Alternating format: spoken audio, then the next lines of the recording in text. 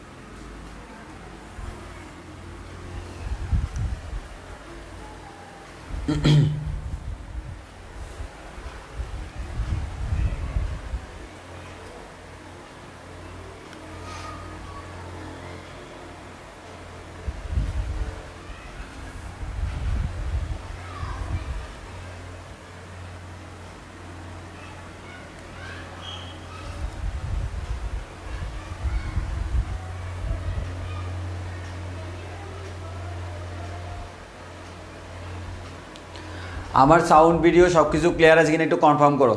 আমরা একটু ওয়েট করি, তারপর আমরা শুরু করবো। হ্যাঁ, তারপর আমরা শুরু করবো।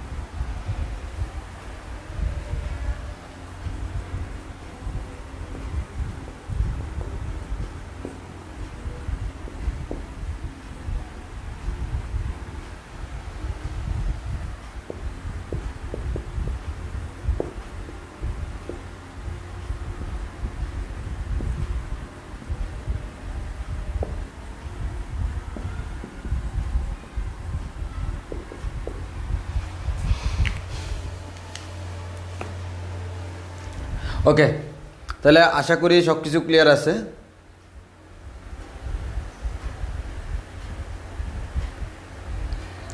ওকে, আশা করি সব কিছু ক্লিয়ার আছে। তাহলে আমরা একটু সামনের দিকে আস্তে আস্তে আগাই। প্রথমত একটু খেয়াল করো, আমরা আমাদের তড়িৎ প্রবাহের চৌম্বকীয় এবং চুম্বকত্ব মোটামুটি বড় একটা অধ্যায় ছিল, আমরা সেটা পুরোটা কাভার করছি। এরপরে আমাদের 5 নম্বর অধ্যায় যেটা তাড়িৎচুম্বকীয় আবেশ ও পরবর্তী প্রবাহ, সিমিলার টাইপসের উল্টা টপিকস। তো এই অধ্যায়টা আমার খুবই ছোট একটা অধ্যায়, আমার এখানে খুব বেশি সময় আমাদের লাগবে না, আর এখানেও কোনো জটিল কনসেপ্টও নেই, সবগুলো হচ্ছে ইজি কনসেপ্ট। তো আমরা একটু ভালো করে খেয়াল করে দেখি, তাহলে সবাই একটু এদিকে খেয়াল করে দেখো। প্রথমত হচ্ছে আমরা এর আগের অধ্যায়ে দেখছিলাম তড়িৎ প্রবাহের চৌম্বক ক্রিয়া। এর মানে কোনো একটা তারের মধ্য দিয়ে যখন তড়িৎ প্রবাহিত হয় তখন আমি দেখছিলাম বিজ্ঞানী ওয়েরস্টেড প্রমাণ করছে কোনো একটা তারের মধ্য দিয়ে তড়িৎ প্রবাহিত হলে সেখান থেকে আমার চুম্বক পাওয়া যায়, এবং এটাকে আমরা কাজে লাগায় বিভিন্ন ধরনের কনসেপ্ট পড়ছি।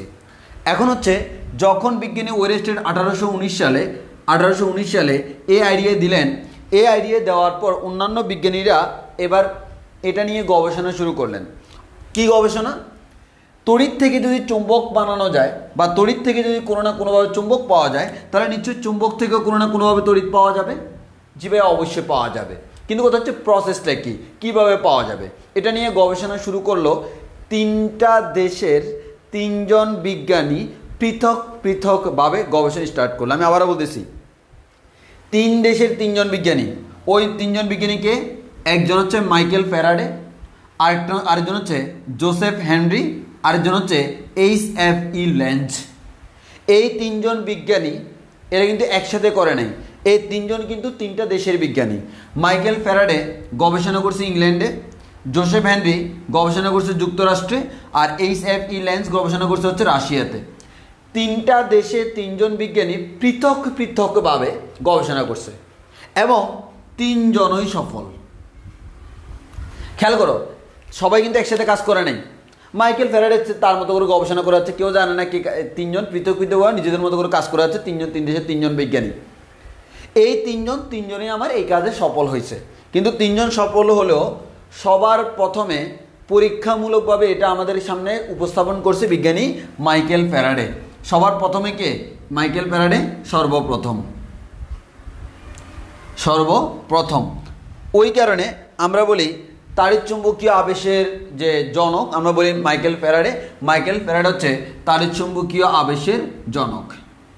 অন্যরাও কিন্তু ঠিক সেম কথাটা বলছিল, বাট অন্যরা সেম কথাটা বললেও তারা কিন্তু আমাদের আগেভাগে দিতে পারে নাই। সবার আগে যেহেতু মাইকেল ফ্যারাডে দিছে, ওই কারণে মাইকেল ফ্যারাডেকে আমরা তাড়িৎচুম্বকীয় আবেশের জনক বলি। এবার এর মধ্যে মাইকেল ফ্যারাডে আমাদের টোটাল 2টা সূত্র দিছে, সেই 2টা সূত্র আমরা পড়ব। আর আমাদের ল্যাঞ্জের একটা সূত্র আছে, ওই ল্যাঞ্জের সূত্রটাও আমরা পড়ব। আর হেনরির কোনো সূত্র আমাদের এখানে নাই, তবে আমরা একক হিসেবে হেনরি ব্যবহার করব। তো সবাই একটু ভালো করে খেয়াল করি, তাহলে আমরা আশা করি বুঝতে পারছি এটার আমাদের মিশন এবং ভিশনটা কোন জায়গায়। তাহলে আমরা বলতেছি চুম্বক থেকে তড়িৎ পাওয়ার জন্য এই লাইনগুলো বেশি ইম্পর্টেন্ট, বিশেষ করে এমসিকিউর জন্য, মেডিকেল অ্যাডমিশনের জন্য তো মারাত্মক লেভেলের ইম্পর্টেন্ট, অনেকে এখানে সন্দেহ খুঁজে। তাহলে আমাদের দেখো, তাহলে কে? মাইকেল ফ্যারাডে ইংল্যান্ডে গবেষণা করছে, জোসেফ হেনরি যুক্তরাষ্ট্রে গবেষণা করছে, H.F.E. ল্যাঞ্জ রাশিয়াতে গবেষণা করছে। নাম সহ মুখস্থ করতে হবে। 3জন পৃথক 3টা দেশে, কে কোন দেশে। এদের মধ্যে সর্বপ্রথম আমাদের এটা শো করছে কে? Michael Faraday. ওই কারণে মাইকেল ফ্যারাডেকে আমরা তাড়িৎচুম্বকীয় আবেশের জনক বলি। এখন তুমি বলতে পারো, ভাইয়া এই তাড়িৎচুম্বকীয় আবেশ জিনিসটা কি? আপাতত আমরা বলতেছি না, আমরা বলতেছি যে এটাকে আমরা বলতেছি তাড়িৎচুম্বকীয় আবেশ। এই আবেশের জনক হচ্ছে মাইকেল ফ্যারাডে, এই কনসেপ্টটাকে বলতেছি তাড়িৎচুম্বকীয় আবেশ। কিন্তু আসলে তাড়িৎচুম্বকীয় আবেশ জিনিসটা কি সেটা আমরা একটু পরে দেখব। আর এই পুরো অধ্যায়ের 2টা টপিকস, একটা হচ্ছে তাড়িৎচুম্বকীয় আবেশ, যেটা নিয়ে আমরা আজকে আলোচনা করব, আর একটা হচ্ছে পরিবর্তী প্রবাহ, মানে এসি কারেন্ট আমরা বলি না, এসি কারেন্ট, এসি ডিসি, ওই যে আমাদের অল্টারনেটিভ কারেন্ট বা এসি নিয়ে আমরা এখানে আলোচনা করব। আর ডিরেক্ট কারেন্ট বা ডিসি নিয়ে তো আমরা চলতরিতে আলোচনা করছিলাম। তো আমরা আজকে এটা পড়বো, আগামী দিনে এটা পড়লে সবটা শেষ। তবে 2টা ক্লাসে হয়তো শেষ, আমরা ম্যাথমেটিক্যাল টার্মসও দেখাতে গেলে হয়তো 3টা ক্লাস লাগতে পারে, সমস্যা নেই, ইনশাআল্লাহ আমরা যতটুকু লাগে আমরা দিব। এবার আসো, তাহলে আমরা এখান থেকে যে জিনিসটা বলতে পারি, তাহলে আমরা এটা হচ্ছে টোটাল আমাদের ওভারঅল এই অধ্যায়ের ডিসকাশনগুলো। আর অনেকেই স্ক্রিনশটের কথা বলতেছে, যেহেতু তোমরা বলছো আমি ক্লাসের পরে আমি নিজের ফোন থেকে স্ক্রিনশট তুলে দিয়ে দিব, সমস্যা নেই, তাহলে তোমাদের আর স্ক্রিনশট তোলা লাগবে না, আমার এখানে ফুল হাই কোয়ালিটি ভিডিও থাকে। ওকে, তাহলে এটা হচ্ছে আমাদের মিশন অ্যান্ড ভিশন। তাহলে আমরা বুঝে গেলাম ফ্যারাডে হচ্ছে তাড়িৎচুম্বকীয় আবেশের আমাদের জনক। এখন হচ্ছে আমাদের এই তাড়িৎচুম্বকীয় আবেশ জিনিসটা কি, বা তারা কিভাবে বুঝছে বা তারা কিভাবে পরীক্ষা নিরীক্ষা করছে সেগুলো নিয়ে আমরা আলোচনা করব। তো আলোচনা করার সময় আমরা একটা কাজ করি, আমরা কি করব খেয়াল করো। আমরা কি নিয়ে আলোচনা করতে চাচ্ছি? আমরা চাচ্ছি চুম্বক দিয়ে তড়িৎ উৎপন্ন করব। কি উৎপন্ন করব? তড়িৎ। তো চুম্বক দিয়ে তড়িৎ উৎপন্ন করতে হলে আমার কি লাগবে? আমার চুম্বকের জন্য, দেখো অনেকে এগুলোকে মুখস্থ করে, কোনো দরকার নাই। আমি চাচ্ছি চুম্বক দিয়ে তড়িৎ উৎপন্ন করব, এটার জন্য একটা কি লাগবে? চুম্বক লাগবে। তাহলে আমাদের এটার জন্য একটা চুম্বক লাগবে। তাহলে আমি একটা দণ্ড চুম্বক নিলাম, নাম দিল এই যে দণ্ড চুম্বক। এটা হচ্ছে মনে করো নর্থ পোল, এটা হচ্ছে সাউথ পোল। তাহলে আমি একটা দণ্ড চুম্বক নিলাম, একটা দণ্ড চুম্বক আমরা এখানে নিলাম। আর তড়িতের জন্য কি লাগবে? তার লাগবে। কি লাগবে? তার। তাহলে এটার জন্য কি লাগবে ভাইয়া? তার লাগবে। তাহলে একটা তার নিলাম, কিন্তু কোন একটা তার যদি এরকম আমাদের খালি একটা তার থাকে, এখানে কি তড়িৎ প্রবাহ হয়? না। তার আমাদের কি হয়? আমরা নর্মালি তড়িৎ প্রবাহের ক্ষেত্রে কি করি বলতো? আমরা একটা ব্যাটারি লাগাইলাম, এখানে একটা রোদ লাগাইলাম মনে করো, তাহলে তারের মধ্য দিয়ে তড়িৎ প্রবাহিত হচ্ছে। তাহলে এই তারের মধ্য দিয়ে তড়িৎ প্রবাহিত হলে এটাকে সবসময় কি হইতে হয়? বদ্ধ হইতে হয়। কি হইতে হয়? আবদ্ধ হইতে হয়। কেমন হইতে হয়? আবদ্ধ হইতে হয়। ওই কারণে আমরা তার নিব। কেমন তার নিব? আবদ্ধ তার। কেমন তার? আমাদের আবদ্ধ তার নিব, আবদ্ধ তার। ওকে, আমি আবদ্ধ তার নিলাম। তাহলে আমরা কি করলাম ভাইয়া? আমরা আবদ্ধ তার নিব। তাহলে আমি আবদ্ধ তার নিলাম, মনে করো এটাই হচ্ছে আমার সেই কাঙ্ক্ষিত আবদ্ধ তার। এটা তারকে এরকম বৃত্তাকারে বাঁকাইলাম, বৃত্তাকার হইতে পারে যে কোনো শেপের ধরে, এক কথা আবদ্ধ করছি, ক্লোজড, এটা আবদ্ধ। কিন্তু এই তারের মধ্যে দিয়ে তড়িৎ প্রবাহ হচ্ছে কি হচ্ছে না? তড়িৎ প্রবাহ কি চোখে দেখা যায়? না। তাহলে আমি তড়িৎ প্রবাহ হচ্ছে কি হচ্ছে না কীভাবে বুঝবো? তাহলে আমার এমন কিছু একটা লাগবে যার মাধ্যমে আমি তড়িৎ প্রবাহ পরিমাপ করবো বা তড়িৎ প্রবাহ হচ্ছে কি হচ্ছে না বুঝবো। যে ডিভাইসের মাধ্যমে তড়িৎ প্রবাহের অস্তিত্ব নির্ণয় করা যায়, তাহলে আমরা বলতে পারি তড়িৎ প্রবাহের অস্তিত্ব নির্ণয়। তড়িৎ প্রবাহের অস্তিত্ব নির্ণয়ের জন্য যে ডিভাইসটা আমরা ব্যবহার করি তার নাম হচ্ছে গ্যালভানোমিটার। তার নাম হচ্ছে কি? গ্যালভানোমিটার। এই গ্যালভানোমিটারের সাহায্যে আমরা বুঝি তড়িৎ প্রবাহের অস্তিত্ব। কিভাবে বুঝি? এটা হচ্ছে আমার একটা গ্যালভানোমিটার, দেখো এটা হচ্ছে আমার সেই কাঙ্ক্ষিত একটা গ্যালভানোমিটার, দেখলে বুঝতে পারবা।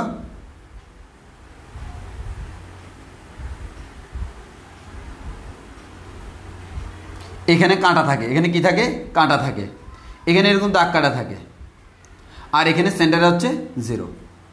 তাহলে এই যে কাঁটাটা, এই কাঁটাটা শূন্যতে আসে মানে হচ্ছে কোনো তড়িৎ প্রবাহ হচ্ছে না। আর এই কাঁটাটা যদি আমার ফ্লাকচুয়েট করে, এর মানে তড়িৎ প্রবাহ হচ্ছে। কাঁটা এই দিকে গেলে তড়িৎ প্রবাহ যেদিকে হয়, কাঁটা এইদিকে গেলে তড়িৎ প্রবাহ তার উল্টা দিকে হয়। এর মানে মনে করো আমাদের কোন একটা তার, সাপোজ আমাদের কোন একটা তার, ভালো করে খেয়াল করো, কোন একটা তারের মধ্য দিয়ে আমার এটা দিলাম, তাহলে আমাদের এইতে প্লাস থেকে মানে দিকে এদিকে তড়িৎ প্রবাহ হবে। এইদিকে তড়িৎ প্রবাহের কারণে গ্যালভানোমিটারের কাঁটাটা যদি আমার ডান দিকে বিক্ষিপ্ত হয়, এবার তুমি ব্যাটারিটাকে উল্টাই দিলে তড়িৎ প্রবাহ কেউ উল্টে যাবে না। তড়িৎ প্রবাহ উল্টে গেলে তখন আমাদের গ্যালভানোমিটারের বিক্ষেপটা বিপরীত দিকে হয়। এর মানে গ্যালভানোমিটার বিক্ষেপ থেকে আমরা কয়েকটা জিনিস সম্পর্কে আইডিয়া নিতে পারি। সেটা হচ্ছে কি, 1 নাম্বার কথা, গ্যালভানোমিটার শূন্যে অবস্থান করতেছে, কোনো বিক্ষেপ দিচ্ছে না, দ্যাট মিনস কোনো তড়িৎ প্রবাহ হচ্ছে না। গ্যালভানোমিটারের কাঁটাটা এলোমেলো মানে আঁকাবাঁকা, সে নাড়াচাড়া করতেছে, এর মানে তড়িৎ প্রবাহ হচ্ছে। গ্যালভানোমিটারের কাঁটা ডান দিকে বিক্ষিপ্ত হচ্ছে, তাহলে তড়িৎ প্রবাহ যেদিকে, বাম দিকে বিক্ষিপ্ত হওয়া মানে তড়িৎ প্রবাহ তার উল্টা দিকে। এর মানে যে কোনো একদিকে তড়িৎ প্রবাহের জন্য সে যেদিকে ফ্লাকচুয়েট করে, উল্টা তড়িৎ প্রবাহের জন্য সে উল্টা দিকে ফ্লাকচুয়েট করে। তাহলে আমরা এখান থেকে এই জিনিসগুলো সম্পর্কে জানি। তাহলে একটু খেয়াল করো, এই তারের মধ্যে তড়িৎ প্রবাহ হচ্ছে কি হচ্ছে না সেটা আমাকে জানতে হবে। তাহলে তড়িৎ প্রবাহ হচ্ছে কি হচ্ছে না সেটা জানার জন্য এই তারের মধ্যে এটা কি দিতে হবে? এটা গ্যালভানোমিটার দিতে হবে। কি দিতে হবে ইয়া? গ্যালভানোমিটার দিতে হবে। গ্যালভানোমিটার দেখে আমি বুঝবো আমি যে চাচ্ছিলাম আমার চুম্বক থেকে তড়িৎ বানাবো। আমি চুম্বকও নিলাম, আমি তারও নিলাম। তারটা চুম্বক নিলাম কেন? কারণ তাকে দিয়েই তো বানাবো। তার নিলাম কেন? কারণ তড়িৎ প্রবাহের জন্য। তারটা কেমন হইতে হবে? আবদ্ধ হইতে হবে। তারের মধ্যে তড়িৎ প্রবাহ হচ্ছে কি হচ্ছে না কীভাবে বুঝবো? গ্যালভানোমিটার দিয়ে বুঝবো। তাহলে আমরা বুঝতেই পারতেছি আমাদের কমন সেন্স আমাদের কি বলে। যদি আমি চুম্বক থেকে তড়িৎ বানাতে যাই, আমার দুইটা জিনিস লাগবে। একটা হচ্ছে একটা চুম্বক লাগবে, আর একটা হচ্ছে একটা বৃত্তাকার বা আবদ্ধ তার লাগবে, যেটার মধ্যে গ্যালভানোমিটার সেট আপ করা আছে। ঠিক কিনা? অনেকে মুখস্থ করে ফেলে কি সিম্পল, একটা চুম্বক নিব, একটা এটা নিব। কেন নিব রে ভাই? সিম্পল একবারে কমন সেন্স দিয়ে আমরা পড়বো। তাহলে আমরা কমন সেন্স কি বলে? চুম্বকের জন্য এটা চুম্বক লাগবে, তড়িতের জন্য এটা তার লাগবে। তারটা হইতে হবে আবদ্ধ, তার মিটার মধ্যে তড়িৎ প্রবাহ হচ্ছে কি হচ্ছে না সেটা জানার জন্য লাগবে একটা গ্যালভানোমিটার।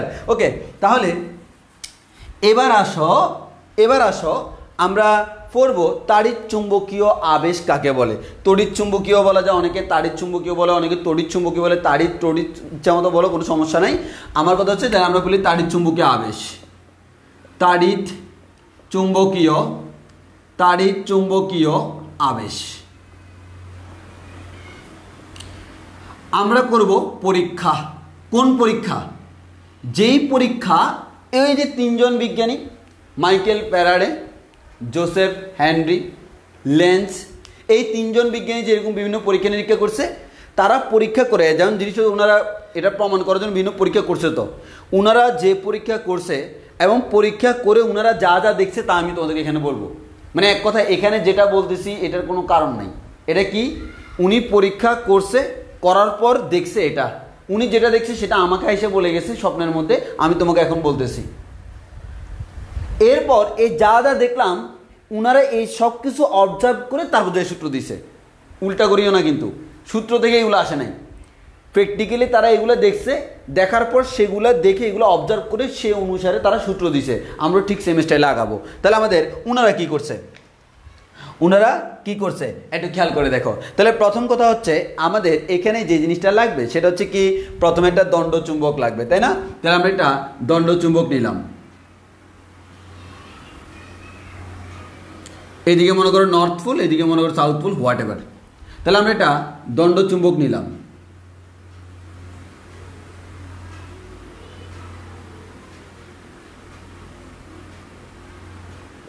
এটা হচ্ছে আমার একটা দণ্ড চুম্বক। আর আমরা একটা কুণ্ডলী নিলাম। যেই কুণ্ডলীর মধ্যে কি আছে ভাইয়া? যেই কুণ্ডলীর মধ্যে গ্যালভানোমিটার আছে। ঠিক সেম ফিগারটা আবার আঁকতেছি। একটা দণ্ড চুম্বক নিলাম,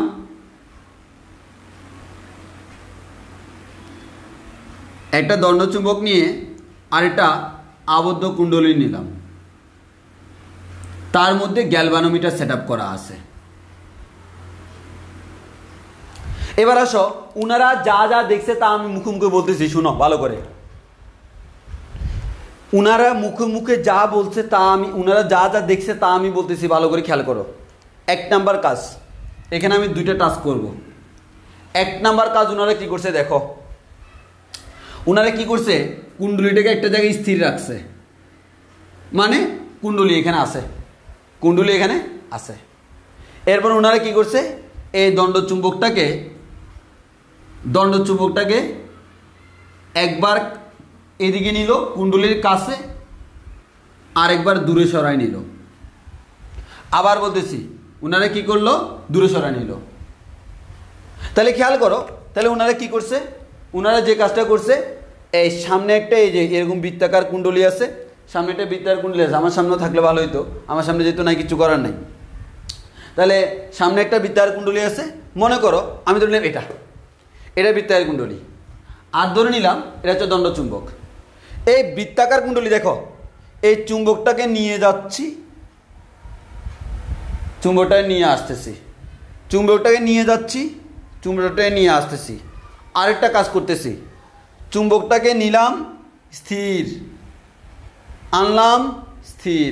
কয়েকটা জিনিস খেয়াল করে কি করলাম, এটা মনে করো ধরে নিলাম আমার কোন একটা কুণ্ডলী, এটা মনে করো কি ধরে নিলাম কোন একটা কুণ্ডলী। এটা যদি কোন একটা কুণ্ডলী হয় তাহলে খেয়াল করো, এই চুম্বকটাকে আমি এদিকে নিলাম, এরপর নিয়ে কিছুক্ষণ দাঁড়ায় আসি, এরপর তাকে সরাই নিলাম, কিছুক্ষণ দাঁড়ায় আছি। ওনারা যে জিনিসটা দেখলো সেটা হচ্ছে, খেয়াল করো, কুণ্ডলীটাকে যখন নিচ্ছি তখন অটোমেটিক এখানে একটা তড়িৎ প্রবাহ হচ্ছে। কেমনে বুঝছি? গ্যালভানোমিটার বিক্ষেপ দিচ্ছে, গ্যালভানোমিটার বিক্ষেপ দিচ্ছে। ধরে নিলাম গ্যালভানোমিটার বিক্ষেপটা ডান দিকে দিল। তাহলে কখন? যখন আমার এই চুম্বকটাকে আমি নিচ্ছি, ডিরেকশনগুলো আমরা পরে জানবো, আমরা লেন্জের সূত্রের মধ্যে পড়বো, আজকেই পড়বো। তাহলে আমি ধরে নিলাম যে এই চুম্বকটাকে যখন নিচ্ছি এর মানে কি, সে এখান থেকে এদিকে যাচ্ছে, এর মানে গতিশীল। নিচ্ছি, ভালো করে খেয়াল করো, কথাগুলার খেয়াল করো ভালোভাবে। চুম্বকটাকে নিচ্ছি, এর মানে সে কেমন? গতিশীল। এই যখন নিচ্ছি মানে গতিশীল থাকা অবস্থায় দেখা গেছে এইদিকে ধরে নিলাম একটা তড়িৎ প্রবাহ উৎপন্ন হলো। কেন বুঝছি? আমার মনে করো গ্যালভানোমিটার এইদিকে একটা বিক্ষেপ দিল, এবার নিয়ে স্থির করে ফেললাম। ওমা, যখন আমি স্থির করে ফেললাম গ্যালভানোমিটারে কোনো বিক্ষেপ নাই, এর মানে কোনো তড়িৎ প্রবাহ নাই। বিরক্ত হয়ে কি করলাম? টেনে নিয়ে চলে আসলাম। ওমা, যখন আমি টেনে নিয়ে চলে আসতেছি আবার দেখতেছি তড়িৎ প্রবাহ, কিন্তু কাহিনীটা কি? এবার তড়িৎ প্রবাহ উল্টা দিকে, কারণ গ্যালভানোমিটার উল্টা দিকে বিক্ষেপ দিচ্ছে। আমি এটা দেখে আবার দাঁড়াই গেলাম। ওমা, দাঁড়ানোর উপর দিকে আবার তড়িৎ প্রবাহ নাই। তাহলে খেয়াল করো, স্টেপগুলো খেয়াল করো। এই তুমি ইমাজিন করে নাও, এটা তোমার এখানে একটা কি আছে, তুমি ইমাজিন করে নাও তোমার এখানে একটা বৃত্তাকার কিছু একটা আছে। হ্যাঁ, এখানে বৃত্তাকার কিছু একটা আছে।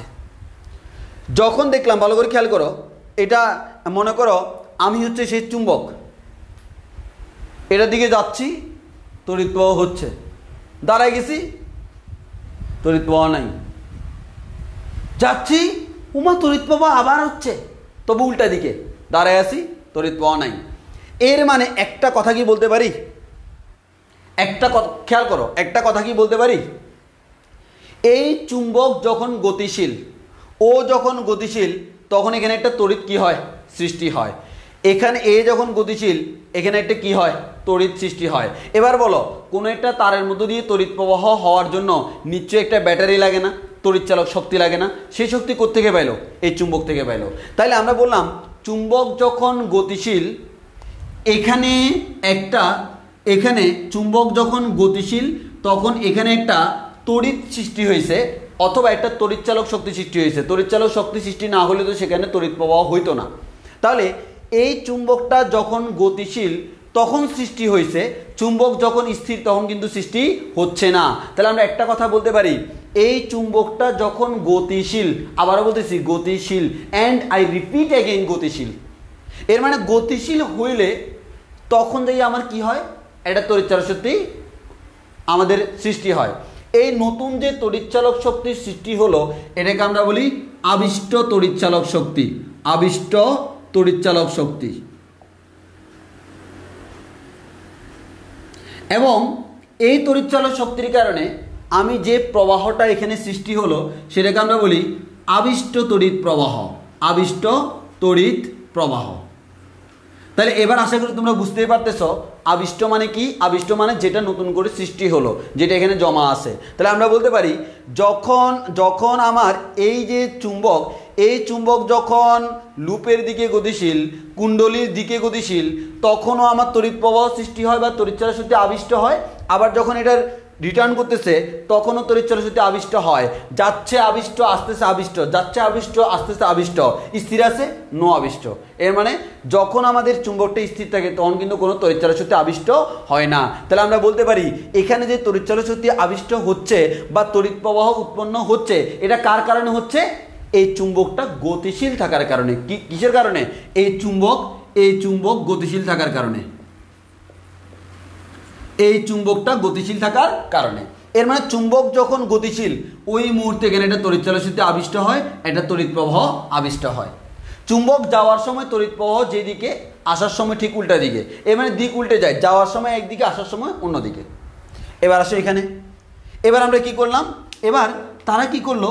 তারা চিন্তা করলো, রে ভাই আমার যে এখানে চুম্বকটাকে আমি এত প্যারা দিচ্ছি, আমার এই তারটাকে নিয়ে আমি একটু বোঝাপড়া করি না। আমি এবার কি করলাম? চুম্বকটাকে স্থির রাখলাম। চুম্বকটাকে স্থির রেখে এবার কুণ্ডলীটাকে আনা নেওয়া করলাম। চুম্বক এখানে আছে, এবার কুণ্ডলীটাকে একবার এদিকে নিচ্ছি আর একবার দূরে সরাচ্ছি। এর মানে কি, এবার মনে করি এখানে চুম্বক আছে, এটা চুম্বক, আর এটা যদি চুম্বক হয় ধরে নিলাম এটা হচ্ছে কুণ্ডলী। এই কুণ্ডলীটাকে নিচ্ছি আনতেছি, নিচ্ছি আনতেছি, নিলাম স্থির করলাম, আনলাম স্থির করলাম। দেখা গেছে যখন কুণ্ডলীটাকে চুম্বকের দিকে নিচ্ছি, এর মানে কুণ্ডলী যখন গতিশীল তখন তড়িৎ প্রবাহ হচ্ছে, কুণ্ডলী স্থির তড়িৎ প্রবাহ হচ্ছে না। কুণ্ডলীটিকে আবার যখন নিয়ে আসতেছি তখনও তড়িৎ প্রবাহ হচ্ছে, কুণ্ডলী স্থির তড়িৎ প্রবাহ হচ্ছে না। এর মানে আবার কুণ্ডলী যাওয়ার সময় তড়িৎ প্রবাহ কুণ্ডলীর মধ্যে যেভাবে, আসার সময় তড়িৎ প্রবাহ উল্টা দিকে। তাহলে আমরা দেখতেছি কি, ও যখন গতিশীল তখন দেখাচ্ছে আবার আমার কি হচ্ছে, তড়িৎ চালক শক্তি এবং তড়িৎ প্রবাহ আবিষ্ট হচ্ছে। তাহলে আমরা একটা জিনিস কি দেখলাম, আমার এখানে লাগতেছে দুইটা জিনিস, একটা হচ্ছে চুম্বক আর একটা হচ্ছে আমার বদ্ধ কুণ্ডলী। একটা হচ্ছে চুম্বক আর একটা হচ্ছে বদ্ধ কুণ্ডলী। কুণ্ডলী স্থির রেখে চুম্বক গতিশীল থাকলে, স্থির থাকলে কিন্তু হয় না, কুণ্ডলী স্থির রেখে চুম্বক গতিশীল আনা নেওয়া করব, তড়িৎ চালক শক্তি আবিষ্ট হবে। আসার সময় যেদিকে, যাওয়ার সময় উল্টা দিকে। চুম্বক স্থির রেখে কুণ্ডলী আনা নেওয়া করব, তাও কিন্তু তড়িৎ চালক শক্তি আবিষ্ট হচ্ছে। তাহলে আমরা একটা কথা বলতে পারি, যে কেউ একজন গতিশীল থাকলে হয়। আসলে এই দুইটা জিনিসকে এক কথায় বলতে পারি এই দুইজনের মধ্যে কি এমন হয় যার কারণে আমাদের এখানে তাড়িৎচুম্বকীয় আমাদের এখানে তড়িৎ চালক শক্তি আবিষ্ট হয়। সেই জিনিসটাকে আমরা বলি, এই দুইজনের মধ্যে যেটা থাকতে হয় সেটা হচ্ছে আপেক্ষিক গতি থাকতে হয়, আপেক্ষিক গতি। এর মানে কে গতিশীল না সেটা কোনো ফ্যাক্ট না, দুজনের মধ্যে একজনের সাপেক্ষে আরেকজন গতিশীল কিনা সেটা হচ্ছে ফ্যাক্ট। ফর এক্সাম্পল, আমার চুম্বকটাকে আমি এদিকে 3 মিটার পার সেকেন্ড বেগে নিচ্ছি, কুণ্ডলীটাকেও 3 মিটার পার সেকেন্ড বেগে নিচ্ছি। তাহলে খেয়াল করো, চুম্বককে যে বেগে নিচ্ছি, কুণ্ডলীকে সে বেগে নিচ্ছি, আলটিমেটলি তাদের ব্যবধান কিন্তু সবসময় সেম। এর মানে কুণ্ডলীয় গতিশীল, চুম্বকও গতিশীল, কিন্তু এই ক্ষেত্রে তাদের আপেক্ষিক গতি নাই। এই ক্ষেত্রে কোনো তড়িৎ চালক শক্তি আবিষ্ট হবে না, তাদের একজনকে আরেকজনের কাছে স্থির মনে হবে।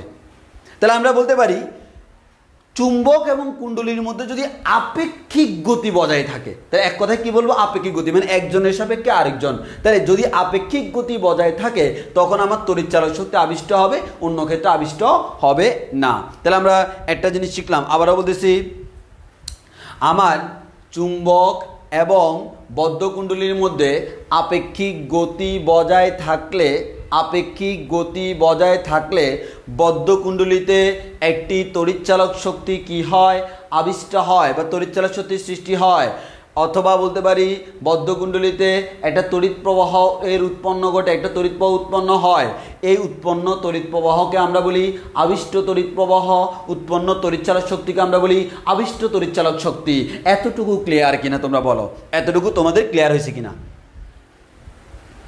এতটুকু ক্লিয়ার কিনা? তোমাদের কাছে খুব কঠিন লাগতেছে, বুঝতেছো কিনা? এতটুকু ক্লিয়ার কিনা একটু বলো, এতটুকু ক্লিয়ার কিনা, এতটুকু ক্লিয়ার কিনা? দেখো আমি খুব সোজা ভাষায় বোঝানোর ট্রাই করতেছি, আমি মোটামুটি প্যাসিভটা ক্লিয়ার করে পড়াচ্ছি। আন্দাজে মুখস্থর মতো পড়লে এই অধ্যায়টা এক ক্লাসে শেষ হয়ে যায় না। আমরা আমাদের মতো করে সুন্দরভাবে পড়বো। এখান থেকে যে একবারে প্রশ্ন আসে না তা না, কিন্তু আমাদের এমসিকিউ তো আসবেই, সিকিউ আসে।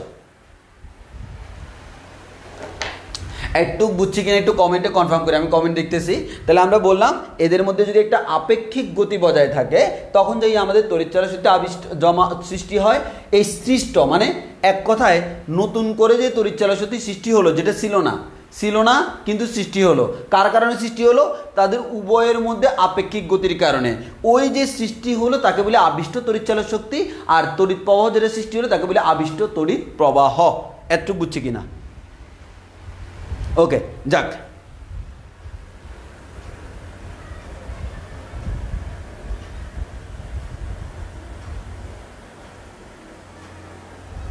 আচ্ছা, ইভান সাইদ একটা খুব ভালো প্রশ্ন করছে, চুম্বকের কারণে এখানে একটা তড়িৎ প্রবাহ সৃষ্টি হচ্ছে, জীবাণুর সৃষ্টি হচ্ছে। যদি চুম্বকের কারণে একটা তড়িৎ প্রবাহ সৃষ্টি হয় তাহলে ওই তড়িৎ প্রবাহটা একটা তারের মধ্য দিয়ে হচ্ছে। তাহলে এই তারের মধ্য দিয়ে যখন তড়িৎ প্রবাহ হচ্ছে, আমরা তো জানি তারের মধ্য দিয়ে তড়িৎ প্রবাহ হলে তার চারপাশে একটা চুম্বকের সৃষ্টি হয়, ঠিক কিনা? জি ভাই ঠিক। তাহলে এখানে হচ্ছে না, অবশ্যই হচ্ছে। সেটা আমরা একটু পরে দেখব লেন্জের সূত্র। আমি দেখব লেন্জের সূত্রে কি হয় আমরা দেখব। এটার কারণে এখানে তো আমার তড়িৎ প্রবাহ হয়, উল্টো এখানে একটা আবার চুম্বকও সৃষ্টি হয়, সেটা আমরা একটু পরে দেখব, আস্তে আস্তে দেখব। হ্যাঁ, আপাতত আমরা না দেখি, আস্তে আস্তে দেখি। অবশ্যই হয়, অবশ্যই হয়, হবে না কেন?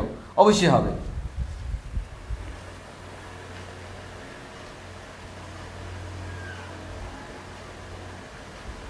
হ্যাঁ, আচ্ছা, নিশমা সুলতান একটা প্রশ্ন করছো, একটার গতি কম আরেকটার গতি বেশি হলে কি হবে? সোজা সাপটা হিসাব, একটার গতি বেশি আরেকটার গতি কম, এর মানে দুজনের মধ্যে আপেক্ষিক গতি আছে কিনা? আছে। তুমি যদি বলো, আমি সিম্পল একটা কথা বলি, এখানে একটু বুঝে আগে এটা আমরা পরে স্ক্রিনশট তুলে নিব। আমি বললাম আমার চুম্বকটা 3 মিটার পার সেকেন্ড বেগে যাচ্ছে, আর আমাদের চুম্বকটা আর কুণ্ডলীটা সেও 3 মিটার পার সেকেন্ড বেগে যাচ্ছে। আপেক্ষিক বেগের ক্ষেত্রে কী করতে হয়? যার সাপেক্ষে তাকে বিয়োগ করতে হয়। ধরে নিলাম চুম্বকের সাপেক্ষে, তাহলে এটাকে বিয়োগ করলে 3 - 3 = 0, এর মানে এদের মধ্যে কোনো আপেক্ষিক গতি নাই। বাট আমার কথা হচ্ছে এটা আমার 3 মিটার পার সেকেন্ড বেগে যাচ্ছে, এটা আমাদের 5 মিটার পার সেকেন্ড বেগে যাচ্ছে। এবার দেখো তো, এটার তুলনায় এটা বেশি বেগে যাচ্ছে। আপেক্ষিক বেগ কত? 5 - 3 = 2 মিটার পার সেকেন্ড। এর মানে এটা 5 মিটার পার সেকেন্ড বেগে, এটা 3 মিটার পার সেকেন্ড বেগে গেলেও আলটিমেটলি প্রতি সেকেন্ডে সেকেন্ডে কিন্তু ও যতটুকু যাচ্ছে ও তার থেকে বেশি যাচ্ছে। এর মানে দুজনের মধ্যে একটা আপেক্ষিক বেগ আছে। এই আপেক্ষিক বেগ থাকাটাই হচ্ছে ফ্যাক্ট। আপেক্ষিক বেগ আছে মানে এবার এটা তড়িৎচালক শক্তি কী হবে? আবিষ্ট হবে। কিন্তু এখানে আপেক্ষিক বেগ শূন্য, এর মানে কোনো তড়িৎচালক শক্তি আবিষ্ট হবে না। তাহলে আমরা এক কথায় বলতে পারি কি, আপেক্ষিকভাবে মানে একজনের সাপেক্ষে আরেকজনের বেগ থাকতে হবে, সোজা সাপটা হিসাব। যদি একজনের সাপেক্ষে আরেকজন স্থির হয়, তড়িৎচালক শক্তি আবিষ্ট হবে না। আর যদি আপেক্ষিক গতি থাকে, অবশ্যই আবিষ্ট হবে। আপেক্ষিক গতি থাকলে অবশ্যই আবিষ্ট হবে। তাহলে তোমার প্রশ্ন অনুযায়ী একজন বেশি বেগে আরেকজন কম বেগে, একজন বেশি বেগ আরেকজন কম বেগ হলে অবশ্যই তাদের মধ্যে কি থাকে? একটা আপেক্ষিক বেগ থাকে। এর মানে অবশ্যই তড়িৎচালক শক্তি আবিষ্ট হবে। তাহলে আমরা এখানে মেইন আমি শিখাতে যাচ্ছি এটা কিন্তু দেখো এক্সপেরিমেন্টাল, অর্থাৎ বিজ্ঞানীরা কী করছে? এটা এক্সপেরিমেন্ট করে ওনারা দেখছে এমন হয়, ওই জন্য আমিও এমন হয় বললাম। এখন ওনারা চিন্তা ভাবনা করে দেখলো এমন হওয়ার একমাত্র কারণ হচ্ছে এটাই, সেটা কমন সেন্সের ব্যাপার, বিজ্ঞানী না হলেও আমিও জানি, সেটা হচ্ছে আপেক্ষিক গতি। হ্যাঁ, এই আপেক্ষিক গতির কারণে ওনারা এই কথাটা বলছে, আপেক্ষিক গতির কারণে এটা হয়। তাহলে আমাদের এটা হচ্ছে আমরা প্রথমত শিখলাম কি আবিষ্ট তড়িৎচালক শক্তি বা আবিষ্ট তড়িৎ বল কী জিনিস, সেটা আমরা শিখে গেলাম। এবার আসি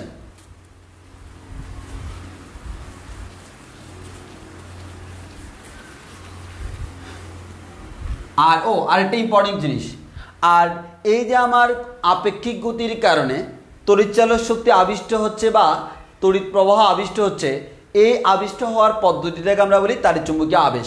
এর মানে এটা যে আবিষ্ট হচ্ছে এই জিনিসটাকে আমরা বলি তাড়িৎচুম্বকীয় আবেশ। এর মানে সেটা আবেশ মানে কি? আবেশিত হওয়া মানে কি? প্রভাবিত হওয়া। এর মানে চুম্বক দ্বারা কুণ্ডলীটা প্রভাবিত হচ্ছে, আবেশিত হচ্ছে। এর মানে চুম্বক কুণ্ডলীকে প্রভাবিত করে কিছু না কিছু একটা করে ফেলতেছে। সে এমন কিছু একটা দিল, ওইখানে আমার অটোমেটিক কারেন্ট উৎপন্ন হয়ে গেছে, বুঝো নাই? মানে দেখো চুম্বক কত জারুগা, সে কি করলো? এমন কিছু একটা করলো আমাদের, যেখানে আমার কুণ্ডলীটা তার মধ্যে কোনো কারেন্ট নাই, ও আমার কারেন্ট উঠিয়ে দিল। এর মানে তড়িৎ প্রবাহ হওয়া শুরু করে দিল। চুম্বক যাচ্ছে, তড়িৎ প্রবাহ হচ্ছে, চুম্বক আসতেছে, জাকানাকা আমাদের তড়িৎ প্রবাহ হচ্ছে। আর আমার যখন স্থির তখন আমাদের তড়িৎ প্রবাহ নাই, সব চুম্বকের কারসাজি। দেখছো জিনিসটা কেমন? তাহলে এই প্রসেসটাকে আমরা বলি তাড়িৎচুম্বকীয় আবেশ।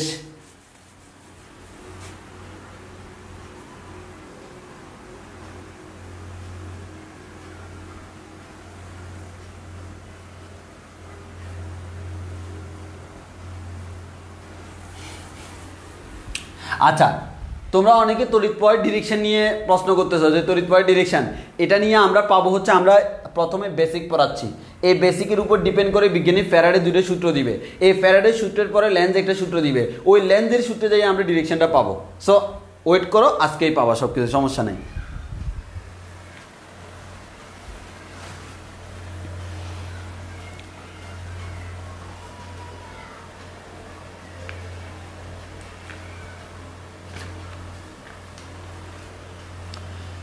এবার আসি, এবার হচ্ছে আমরা একটা কাজ করি। আমরা একটা কাজ করবো কি, আমরা এরকম চুম্বক ইউজ না করে আমরা কি করবো, একটা বর্তনী ইউজ করব। সেই বর্তনীটা কি খেয়াল করো, এখানে মনে করো আমরা একটা ব্যাটারি লাগাই দিলাম, একটা চাবি ইচ্ছে হলে দিলাম, এখানে আমরা একটা কুণ্ডলী দিলাম, কি দিলাম? কুণ্ডলী। আমরা তড়িৎ প্রবাহের চুম্বকক্রিয়া এবং চুম্বকত্বের মধ্যে পড়ছিলাম, কোনো একটা তার যদি এরকম বৃত্তাকারে বাঁকানো থাকে, মানে এরকম লুপ, তারের বদ্ধকুণ্ডলী কিসের নিয়ে আচরণ করে? দণ্ড চুম্বকের নিয়ে আচরণ করে। এর মানে এখানে যখন তড়িৎ প্রবাহ হবে তখন এই যে বদ্ধকুণ্ডলী, তারের যে লুপ বা কুণ্ডলী, এই তারের কুণ্ডলী সে কিসের নিয়ে আচরণ করবে? এই কুণ্ডলীটা একটা দণ্ড চুম্বকের নিয়ে আচরণ করবে, দণ্ড চুম্বকের ন্যায় আচরণ করবে। এটা আমার কিসের মতো আচরণ করবে? দণ্ড চুম্বকের ন্যায় আচরণ করবে। তাহলে একটু ভালো করে খেয়াল করো, তাহলে এটা একটা দণ্ড চুম্বকের ন্যায় আচরণ করবে, সেটা আমরা আগে থেকেই জানি। এখন আসো একটু ভালো করে খেয়াল করি, আমরা এটা আমাদের পরে লাগবে, ওই জন্য আগে থেকে বলে রাখলাম। আমাদের এরকম কোন একটা বদ্ধকুণ্ডলী কিসের নিয়ে আচরণ করে? দণ্ড চুম্বকের নিয়ে আচরণ করে, যদি তড়িৎ প্রবাহ ঘটে। আমাদের যেরকম দণ্ড চুম্বকের মধ্যে এরকম আমাদের এই যে ক্ষেত্রগুলো থাকে, এখানে ঠিক সেমভাবে আমাদের ফ্লাক্স উৎপন্ন হবে, ক্ষেত্রগুলো উৎপন্ন হবে, চুম্বক ক্ষেত্র। এবার আসো আমার এখানে আমরা এখন আরেকটা জিনিস নিয়ে আলোচনা করব, সেটা হচ্ছে কি ভাইয়া? আমরা একটা কুণ্ডলী নিলাম, এই কুণ্ডলীর মধ্যে একটা গ্যালভানোমিটার লাগাই দিলাম, গ্যালভানোমিটার লাগাই এই যে একটা কুণ্ডলী নিলাম। এখন আমরা যে কাজটা করলাম, এই যে কুণ্ডলী নিলাম, এই কুণ্ডলীর দিকে একটা দণ্ড চুম্বককে আনা নেওয়া করবো। মনে করি এদিকে এস দিলাম, এদিকে এন দিলাম। এই দণ্ড চুম্বক যখন এদিকে নিয়ে যাব, আবার আগের মতো দণ্ড চুম্বক যখন এদিকে নিয়ে যাব, তখন কি হয়? দণ্ড চুম্বক যখন গতিশীল, তখন এখানে গ্যালভানোমিটারের বিক্ষেপ দেখা যায়। দণ্ড চুম্বক স্থির, কোনো বিক্ষেপ নেই। দণ্ড চুম্বক চলে যাচ্ছে, আবার বিক্ষিপ্ত হয়। দণ্ড চুম্বক স্থির, আবার কোনো বিক্ষেপ নেই। এর মানে আবার আগের মতো। এটা যখন গতিশীল, তখন এখানে একটা তড়িৎচালক শক্তি আবিষ্ট হয়। একইভাবে এবার যদি আমি চুম্বকটাকে স্থির রেখে কুণ্ডলীটাকে আনা নেওয়া করি, তখনও ঠিক সেম কাজ হবে আগের মতো। এখন কথা হচ্ছে এটা হয় কেন? আসি, এটা হয় কেন তার ব্যাখ্যাটা আমরা দেখি। এটা হওয়ার যে কারণটা যদি আমরা বলি, আমরা জানি, সিম্পল চিন্তা করে দেখো, আমরা যদি বলি, আমরা একটু অন্যভাবে বলি, তাহলে আপাতত এতটুকুই থাকুক। এটা আনা নেওয়া করলে হুবহু আগের মতো ব্যাখ্যা। আগে জাস্ট একটা কুণ্ডলী ইউজ করছিলাম, এখন অনেকগুলো কুণ্ডলী আমি একসাথে অনেকগুলো ইউজ করলাম। তাহলে একসাথে অনেকগুলো ইউজ করলে কী হবে? এটার আমাদের এফিসিয়েন্সিটা বাড়বে। ওই কারণে একসাথে আমরা অনেকগুলো, এটা প্র্যাকটিক্যাল পারপাস আমরা ইউজ করি। ওকে, এবার আমরা কি করলাম ভাইয়া? দেখো তো, একটা চুম্বক, তাই না? তাহলে চুম্বক থাকলে তার এখানে কি বলরেখা থাকবে না? চুম্বক বলরেখা। ওকে, এবার যদি একটা কুণ্ডলীর কথা চিন্তা করি, একটা কুণ্ডলীর কথা চিন্তা করলাম, এখানে গ্যালভানোমিটার দিলাম। দেখা আসলে হচ্ছেটা কি? এই যে ক্ষেত্ররেখা, এগুলোকে আমরা বলি চুম্বক ফ্লাক্স। কি বলি? চুম্বক ফ্লাক্স বলি। তাহলে দেখো, আমার যতই দেখো, আমি একটু ভালো করে খেয়াল করে দেখি, এই যে এতটুকু অংশের মধ্যে তুমি একটু ভালো করে খেয়াল করো, আমার এটার কিন্তু সাইজ, একটা নির্দিষ্ট একটা সাইজ আছে। আমি চুম্বকটাকে যত কাছে নিব, ভালো করে খেয়াল করো, চুম্বকটাকে যত কাছে নিব, আমি একটু ফিগারটা একটু অন্যভাবে এঁকে দেখাই। মনে করো এটা আঁকলাম, এরপর এটা আঁকলাম, ভালো করে খেয়াল করো।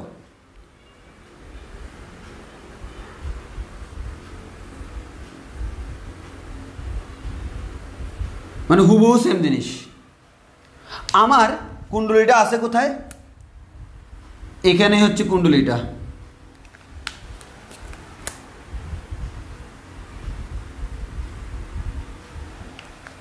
এবং এখানেই হচ্ছে কুণ্ডলীটা। মানে এক কথা আমি দেখাচ্ছি কি, আমি দেখাচ্ছি হচ্ছে এই যে কুণ্ডলী, চুম্বকটা দূরে ছিল, দূরে থেকে কাছে আনার কারণে কি হলো? দেখো, কুণ্ডলীর সাইজ সেম, খেয়াল করে, এটা বুঝতে হবে ভালো করে। কুণ্ডলীর সাইজ সেম, এখানেও সেম, কিন্তু তুমি কাছে আনার কারণে এখানে সে কয়টাকে কাট করছে? একটা, দুইটা, তিনটা। আর এখানে সে কয়টাকে কাট করছে? একটা, দুইটা, তিনটা, চারটা, পাঁচটা।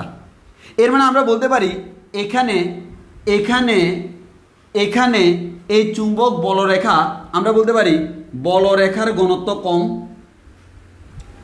বলরেখার ঘনত্ব কম, আর এখানে ঘনত্ব বেশি। আর চুম্বক বলরেখাগুলোকে আমরা প্লাক্সও বলতে পারি। এর মানে আমরা বলতে পারি এখানে প্লাক্স কম, এখানে প্লাক্স বেশি।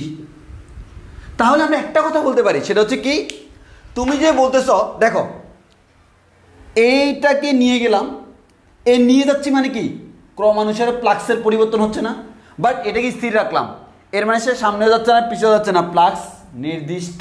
তাহলে আমরা বলতেছি যে এতক্ষণ যে আমরা বলতেছি আপেক্ষিক গতি, এই আপেক্ষিক গতির কারণে কি হয়, আপেক্ষিক গতি থাকলে আসলে সেখানে প্লাক্সের পরিবর্তন হয়, সেখানে কি হয় প্লাক্সের পরিবর্তন হয়। আর এই যে প্লাক্সের পরিবর্তন এটাই হচ্ছে আমার মূল কারণ, এটাই হচ্ছে মূল কারণ। তাহলে আশা করি বুঝতে পারছো। আমি আবার বলতেছি, আমি দেখলাম কুণ্ডলী তো এক জায়গায় আছে, কুণ্ডলী এখানে রাখলাম, আমি জাস্ট প্রতীকী হিসেবে অনেকগুলো না দেখে একটা দেখাইলাম। চুম্বকটাকে যতই কাছে আনতেছি ততই দেখো ঘনত্ব বাড়তেছে, তাহলে যতই এদিকে নিব ঘনত্ব বাড়বে, যত এদিকে আনবো ঘনত্ব কিন্তু আস্তে আস্তে কমবে, যত কাছে নিবা ঘনত্ব আস্তে আস্তে বাড়তেছে, যত দূরে যাবা ঘনত্ব আস্তে আস্তে কমবে। তাহলে ঘনত্ব বাড়লে এর মানে পরিবর্তন হচ্ছে, তো ঘনত্ব কমলে এর মানে পরিবর্তন হচ্ছে। তাহলে সে কাছে আসলেও পরিবর্তন হয়, দূরে গেলেও পরিবর্তন হয়, বাট সে কাছে যাওয়ার সময় আমার ঘনত্ব বাড়তেছে, দূরে যাওয়ার সময় ঘনত্ব কমতেছে। তো ঘনত্ব বাড়া এবং কমা দুটো উল্টা কাহিনী না, ওই কারণে আমি কাছে আনলে তড়িৎ প্রবাহ যেদিকে, দূরে সরালে তড়িৎ প্রবাহ তার ঠিক উল্টা দিকে, একবার প্লাক্স বাড়ে আরেকবার কমে। আর যদি তুমি কাছেও আনলা না দূরেও নিলা না, তাকে এক জায়গায় রেখে দিলা, এক জায়গায় রেখে দিলে মানে কি নির্দিষ্ট পরিমাণ প্লাক্সের কোনো পরিবর্তন হচ্ছে না। তাহলে আমরা বলতে পারি যদি আমি আপেক্ষিক গতি বজায় রাখতে পারি তাহলে কি হয়, প্লাক্সের পরিবর্তন হয়। আর আমাদের এই প্লাক্সের পরিবর্তনটাই হচ্ছে তড়িৎচালক শক্তি আবিষ্ট হওয়ার মূল কারণ। আমি আবারও বলতেছি, এই প্লাক্সের পরিবর্তনটাই হচ্ছে তড়িৎচালক শক্তি আবিষ্ট হওয়ার মূল কারণ। তাহলে আশা করি সবাই বুঝতে পারছো। তাহলে আমরা আবারও বলতেছি আপেক্ষিক গতি হইলে প্রশ্নই তো আসবে, আপেক্ষিক গতি হচ্ছে, ওকে ভালো কথা, তো আপেক্ষিক গতির কারণে কেন আসলে এটা আমার তড়িৎচালক শক্তি আবিষ্ট হচ্ছে? তাহলে আপেক্ষিক গতির মূল কারণ না, আপেক্ষিক গতির কারণে আসলে যেটা হচ্ছে সেটা হচ্ছে প্লাক্সের পরিবর্তন হচ্ছে, এই প্লাক্সের পরিবর্তনটা হচ্ছে মূল কারণ। এটা দিয়ে বিজ্ঞানী এখান থেকে এটাকেই ব্যাখ্যা করছে বিজ্ঞানী মাইকেল ফ্যারাডে, সেখান থেকে আমরা পূর্ব ফ্যারাডের সূত্র, ফ্যারাডে একটু পরে আমরা এখান থেকে পড়ব ফ্যারাডের সূত্র, এই কনসেপ্ট। তাহলে এতটুকু তোমাদের ক্লিয়ার হয়েছে কিনা একটু বলো। তাহলে আমরা এখন থেকে বলবো কি, এখন থেকে বলবো হচ্ছে আপেক্ষিক গতি বজায় রাখলে আসলে প্লাক্সের পরিবর্তন হয়, এই প্লাক্সের পরিবর্তন হওয়াটাই হচ্ছে এখানে তড়িৎচালক শক্তি আবিষ্ট হওয়ার মূল কারণ। তাহলে আমরা এটা বলতে পারি।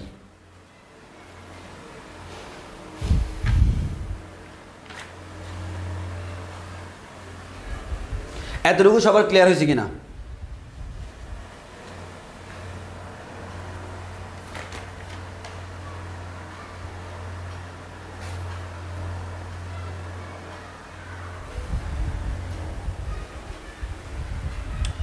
এতটুকু সবার ক্লিয়ার কিনা একটু বলবা।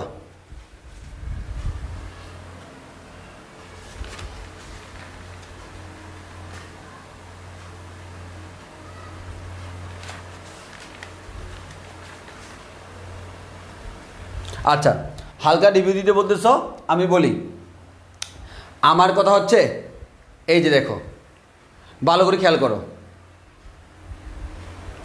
এটা মনে করো প্লাক্সগুলো, তাই না? এটা মনে করো আমাদের কি, এই যে দেখো এটা প্লাক্স, এটা হচ্ছে আমার কুণ্ডলী। এখন দেখো চুম্বকটা দূরে আছে, এটা কিন্তু প্লাক্সগুলোর কিন্তু নিয়ম হচ্ছে আস্তে আস্তে সরাই যায়, আস্তে আস্তে সরাই যাচ্ছে, এটা হচ্ছে আমার কুণ্ডলী।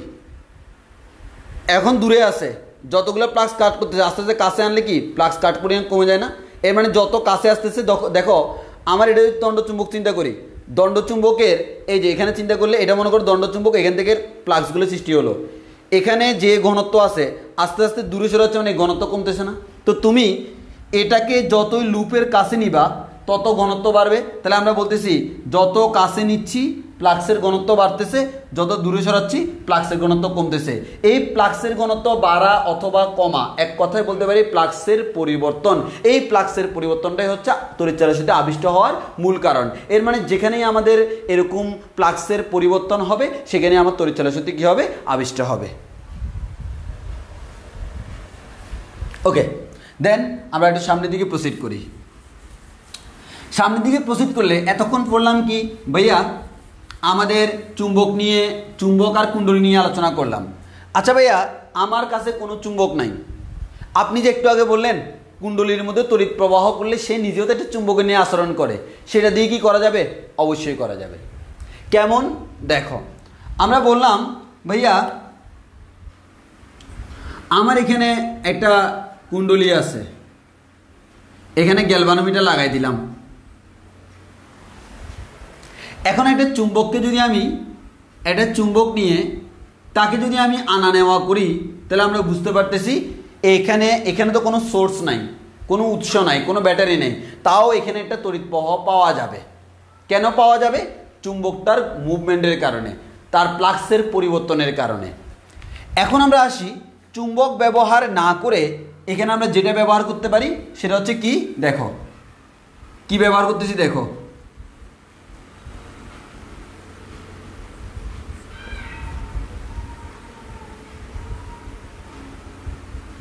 একটা সুইচও দিয়ে দিলাম। এবার এই কুণ্ডলীর মধ্যে কিন্তু বিদ্যুৎ উৎস আছে, তাহলে যখন এখান থেকে যখন আমার তড়িৎ প্রবাহ হবে, এই তড়িৎ প্রবাহ হলে এখানে কিন্তু সোর্স আছে, তড়িৎ প্রবাহ হলে ও একটা কিসে নিয়ে আচরণ করবে? দণ্ডচুম্বকের নিয়ে আচরণ করবে। আমার এই কুণ্ডলীটা একটা দণ্ডচুম্বকের নিয়ে আচরণ করবে, এই কুণ্ডলীটা একটা দণ্ডচুম্বকের নিয়ে আচরণ করবে। এবার এটাকে যখন আমি মুভমেন্ট করব, এদিকে আনা নেওয়া করব, তখন হবে কি? অটোমেটিক দেখা যাবে এখানে একটা তড়িৎচালকশক্তি কি হয়? আবিষ্ট হয়। তাহলে আমরা দেখলাম কি, আমরা একটা কুণ্ডলী আর একটা চুম্বক দিয়ে করতে পারি, একটা চুম্বক আর অনেকগুলো কুণ্ডলীর একসাথে ফাঁক দিয়ে করতে পারি, আবার আমরা কুণ্ডলী দিয়ে চুম্বক বানিয়ে সেটা দিয়েও করতে পারি। এক কথায় হচ্ছে একটা চুম্বক থাকতে হবে, একটা আমাদের আবদ্ধ লুপ থাকতে হবে তারের, যদি থাকে দেন সব কিছুই হবে, কোনো সমস্যা নাই। তবে তাদের মধ্যে কি থাকতে হবে? আপেক্ষিক গতি থাকবে। তাদের মধ্যে যদি আপেক্ষিক গতি বজায় থাকে তাহলে তড়িৎচালকশক্তি আবিষ্ট হবে, না আবিষ্ট হবে না। আর একটু আগে দেখলাম আবিষ্ট হওয়ার মূল কারণ কি? মূল কারণ হচ্ছে ফ্লাক্সের পরিবর্তন। ওকে, এবার আমরা এটা নিয়ে কাজ করি। এবার আসো, এবার হচ্ছে আরেকটা ইম্পর্টেন্ট কথা বলি, আরও কয়েকটি ইম্পর্টেন্ট কথা বলি। এখন আমি আবার আমার আগের কনসেপ্টে ফেরত যাচ্ছি। এখানে একটা গ্যালভানোমিটার দিলাম। আমরা জানি চুম্বকটা এটার সাথে গতিশীল থাকলে তড়িৎচালকশক্তি আবিষ্ট হয়। এবার আমি কয়েকটা কথা বলি। এক নাম্বার কথা, ও একটা নির্দিষ্ট বেগে গতিশীল, একই বেগে যদি এর থেকে শক্তিশালী কোনো চুম্বক নিয়ে আসি, জিনিসটা বুঝো কিন্তু, এর থেকে শক্তিশালী চুম্বকের শক্তি কি দিয়ে মেজারমেন্ট করে? এই তার যে মেরু আছে, মেরু শক্তি। এর মানে একই ব্যাগে দুইটা চুম্বকের মধ্যে যার মেরু শক্তি বেশি তাকে দিয়ে যদি আমি এই কাজটা করি, বেশি তড়িৎ প্রবাহ উৎপন্ন হবে। এক কথায় এই চুম্বকটা মনে করো 3 মিটার পার সেকেন্ড ব্যাগে যাচ্ছে, ও যে পরিমাণ তড়িৎ প্রবাহ উৎপন্ন করবে, আরেকটা চুম্বক যদি তার থেকে বেশি শক্তিশালী আমি এখানে নিয়ে আসি, ওই চুম্বকটাকে 3 মিটার পার সেকেন্ড ব্যাগে গমন করালে সে আরও বেশি তড়িৎ প্রবাহ উৎপন্ন করবে। তাহলে বুঝছো তো, মেরু শক্তি যত বেশি হবে তত বেশি প্রভাবিত করবে। এটা একটা জিনিস গেল। এবার হচ্ছে একটা নির্দিষ্ট চুম্বক নিয়ে তাকে একবার 3 মিটার পার সেকেন্ড ব্যাগে নিলা, আরেকবার 5 মিটার পার সেকেন্ড ব্যাগে নিলা। তুমি 3 মিটার পার সেকেন্ড ব্যাগে নিলে যত তাড়াতাড়ি ফ্লাক্সের পরিবর্তন হয়, 5 মিটার পার সেকেন্ড ব্যাগে নিলে কি ফ্লাক্সের পরিবর্তন আরও দ্রুত হয় না? তাহলে এই ক্ষেত্রে আমরা বলতে পারি 3 মিটার পার সেকেন্ডে ফ্লাক্সের পরিবর্তন যেভাবে হয়, এখানে ফ্লাক্সের পরিবর্তন দ্রুত, ফ্লাক্সের পরিবর্তন দ্রুত বলা যায়। এর মানে এটার তুলনায় এখানে দ্রুত। এটাকে আমরা বলি ফ্লাক্সের পরিবর্তনের হার। কি বলি? ফ্লাক্সের পরিবর্তনের হার। এর মানে সময়ের সাপেক্ষে যত দ্রুত ফ্লাক্স পরিবর্তন হবে তত বেশি তড়িৎ প্রবাহ হবে। এই জিনিসটা আমাকে মাথায় রাখতে হবে। তাহলে আমরা বলতে পারি ফ্লাক্সের পরিবর্তনের হার যত বেশি তত বেশি তড়িৎচালক শক্তি আবিষ্ট হয়, তত বেশি তড়িৎচালক শক্তি আবিষ্ট হয়। এবার আসো আমরা ফ্যারাডের সূত্র পড়ব। এই ফ্যারাডের সূত্রের মধ্যে আমরা যে কাজটা করব সেটা হচ্ছে ই মানে হচ্ছে তড়িৎচালক শক্তি। এটা রাশি দেখো, তড়িৎচালক শক্তি। তো বইতে ই না দিয়ে এটাকে আমাদের যে এই ইটাকে এভাবে প্রকাশ করছে, কোনো সমস্যা নাই। তুমি ই দাও আর ইটা এভাবে দাও, কোনো সমস্যা নাই। তুমি যেভাবে দাও এটা তোমার ইচ্ছা। তুমি কি এভাবে ই দিবা নাকি এভাবে ই দিবা, এটা তোমার ব্যক্তিগত ইচ্ছা। বইগুলোতে নর্মালি এই চ্যাপ্টারে আমার এভাবে দেয়, কারণ আমরা ইঞ্জিনিয়ারিং ফিল্ডে আমরা এভাবে এটা লিখি। তো তোমার সেটা জানার প্রয়োজন। আমার কথা হচ্ছে তুমি এভাবে দিলেও সমস্যা নাই, অনেকে নিয়ে কনফিউজ হয়ে যায়। এভাবে দাও এটা তোমার ইচ্ছা। এটা এক কথা, এটা মানে কি তড়িৎচালক শক্তি, এটা মানে তড়িৎচালক শক্তি, এটাই বুঝতে হবে। এবার আসো ফ্যারাডের সূত্র পড়ব। ফ্যারাডের সূত্র,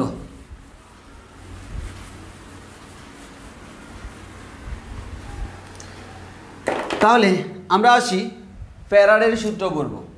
মাইকেল ফ্যারাডে দুইটা সূত্র দিয়েছে। ফ্যারাডের সূত্র দুইটা কি কি? এটা হচ্ছে প্রথম সূত্র। প্রথম সূত্রটা কি আমি লিখলাম না। ফ্যারাডে প্রথম সূত্র বলল, যখনই কোনো একটা বদ্ধ কুণ্ডলিতে ফ্লাক্সের পরিবর্তন হবে তখনই তড়িৎচালক শক্তি আবিষ্ট হবে। এটা হচ্ছে তার প্রথম সূত্র। মানে এতক্ষণ পর্যন্ত আমরা যেটা প্রমাণ করছি নিজেরা সেটা ও বলে দিছে। মাইকেল ফ্যারাডের আগে জন্মগ্রহণ করলে তো আজকে তুমি পড়তে হচ্ছে ইউ ভাইয়ের সূত্র। তো এটা নিয়ে আমার কোনো মাথা ব্যথা নাই। ফ্যারাডে গেছে, ও আবিষ্কার করছে ভালো কথা, না হয়তো এখন ফ্যানের বাতাস খাইতে পারতাম না। তো এখন আসো গেল ভালো কথা। তাহলে মাইকেল ফ্যারাডে কী করলো, বললো যে এখানে যে ফ্লাক্সের যে পরিবর্তন, কোনো একটা আবদ্ধ কুণ্ডলী আছে, কুণ্ডলীর মধ্যে যদি ফ্লাক্সের পরিবর্তন হয় তাহলে তড়িৎচালক শক্তি আবিষ্ট হবে, না হয় হবে না। ফ্লাক্সের পরিবর্তন হইলে তড়িৎচালক শক্তি আবিষ্ট হবে, না হয় হবে না। এই কথাটাকে বলতেছি আমরা মাইকেল ফ্যারাডের প্রথম সূত্র। মানে এক কথা ওই যে ফ্লাক্সের পরিবর্তনের কারণে এটা সৃষ্টি হয়, এটাই হচ্ছে ফ্যারাডের প্রথম সূত্র। এবার আসো ফ্যারাডের দ্বিতীয় সূত্র। প্রথম সূত্রে উনি কি করছে, একটা সূত্র না মানে দুটি সূত্র বানায় ফেলছে, একই জিনিস কি দুইটা। দ্বিতীয় সূত্রে কি করছে, এই জিনিসটার গাণিতিক ব্যাখ্যা দিচ্ছে। তো আমরা ধরে নিলাম প্রাথমিক অবস্থায় ফ্লাক্স, প্রাথমিক যে ফ্লাক্স ছিল, এই প্রাথমিক ফ্লাক্সের পরিমাণ হচ্ছে φ1। প্রাথমিক ফ্লাক্সের পরিমাণ φ1। এবার আমরা কি করলাম, শেষ ফ্লাক্সের পরিমাণ φ2। এবার আমরা বলতে পারি ফ্লাক্সের পরিবর্তন সমান হচ্ছে φ2 মাইনাস φ1। আর এই পরিবর্তন হইতে যে সময় লাগে সময়টা হচ্ছে t।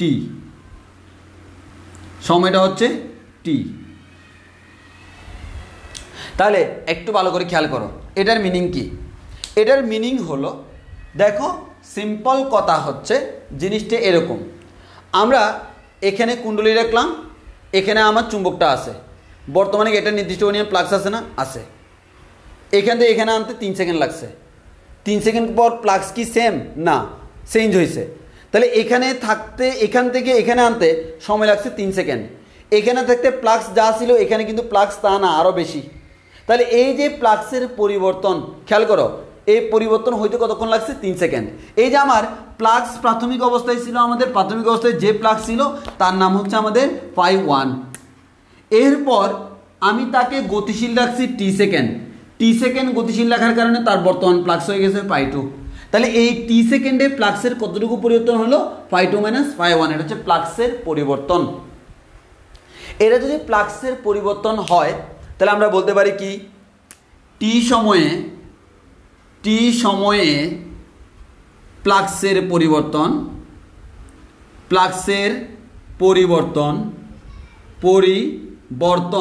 সমান φ2 মাইনাস φ1। তাহলে একক সময়ে ফ্লাক্সের পরিবর্তন কত, φ2 মাইনাস φ1 ডিভাইড বাই টি। এটাকে আমরা বলি ফ্লাক্সের পরিবর্তনের হার, ফ্লাক্সের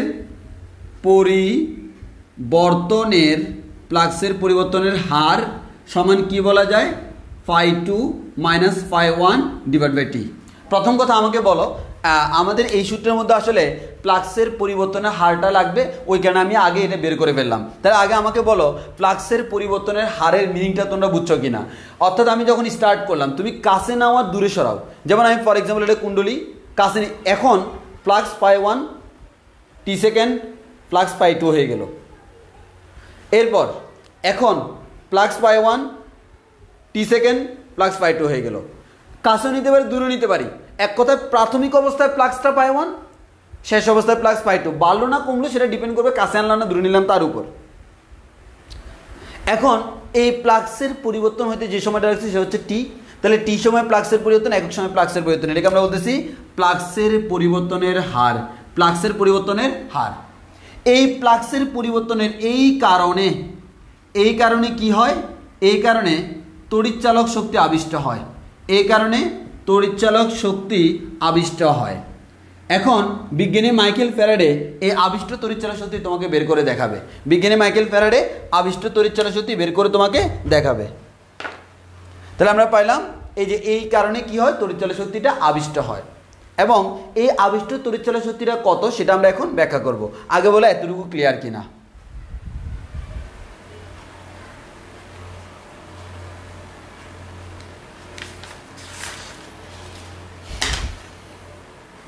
এতটুকু ক্লিয়ার কিনা একটু বলিও।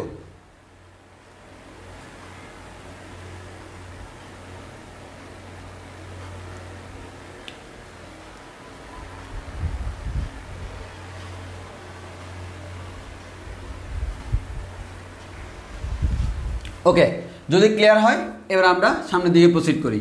এবার আসি মাইকেল ফ্যারাডের দ্বিতীয় সূত্রটা আসলে কি। দ্বিতীয় সূত্র বলল, ওনার দ্বিতীয় সূত্র হচ্ছে কোনো একটা আবদ্ধ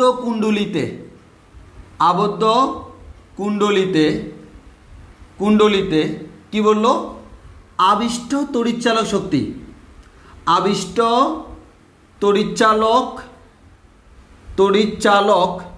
শক্তি তার ফ্লাক্সের যে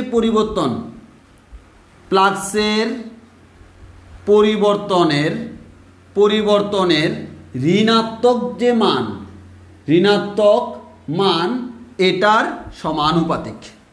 তাহলে আমরা বলতে পারি এই যে আবিষ্ট তড়িৎচালক শক্তি ই ইজ প্রপোর্শনাল টু ফ্লাক্সের পরিবর্তন কত, φ2 মাইনাস φ1 ডিভাইডেড বাই টি, এটার ঋণাত্মক মানের সমানুপাতিক। ফ্লাক্সের পরিবর্তন বের করার সবসময় মাথায় রাখতে হবে ফ্লাক্সের পরিবর্তন মানে কি, পরের ফ্লাক্স মাইনাস আগের ফ্লাক্স। এভাবে যদি বের করি তাহলে এই ফ্লাক্সের পরিবর্তন যেটা পাইলাম, পরিবর্তনের হার, তড়িৎচালক শক্তিটা ওই ফ্লাক্সের পরিবর্তনের হারের ঋণাত্মক মানের সমানুপাতিক। এই ঋণাত্মক চিহ্নটা আসে হচ্ছে দিকের কারণে। কার দিক? এটা হচ্ছে আমাদের এখানে একটা দিকের ব্যাপার স্যাপার আছে, সেটা আমরা এখানে বুঝবো না, লেন্জের সূত্র পড়বো এরপরে। আপাতত মাথায় রাখো ঋণাত্মক মানের সমানুপাতিক হবে, কিন্তু কেন ঋণাত্মক আসলো সেটা আমরা এর পরে যাইয়া পড়বো, মানে লেন্জের সূত্র সামনে আসতেছে সেখানে যাইয়া পড়বো। আপাতত এতটুকু মাথায় রাখো, তড়িৎচালক শক্তি কি, আমাদের ফ্লাক্সের পরিবর্তনের হারের সমানুপাতিক। তো আমরা যে কাজটা করতে পারি, তাহলে আমরা অলরেডি জেনে গেলাম আমাদের ফ্যারাডের দ্বিতীয় সূত্রটা কি। এবার আসো,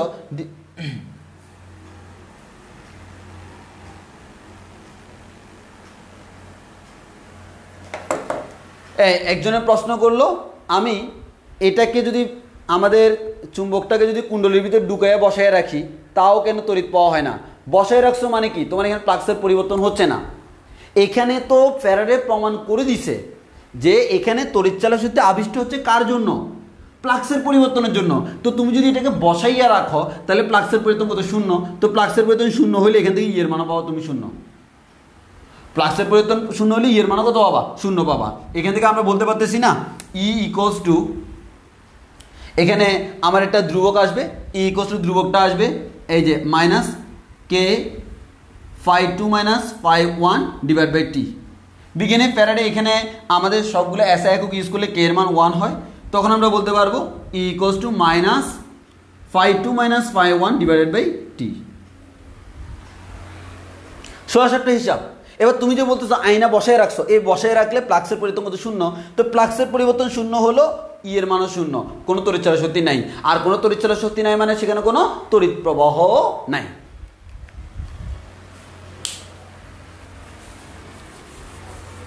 এবার আসো দ্বিতীয় সূত্রটাকে আরেকটু ইলাবোরেট করি।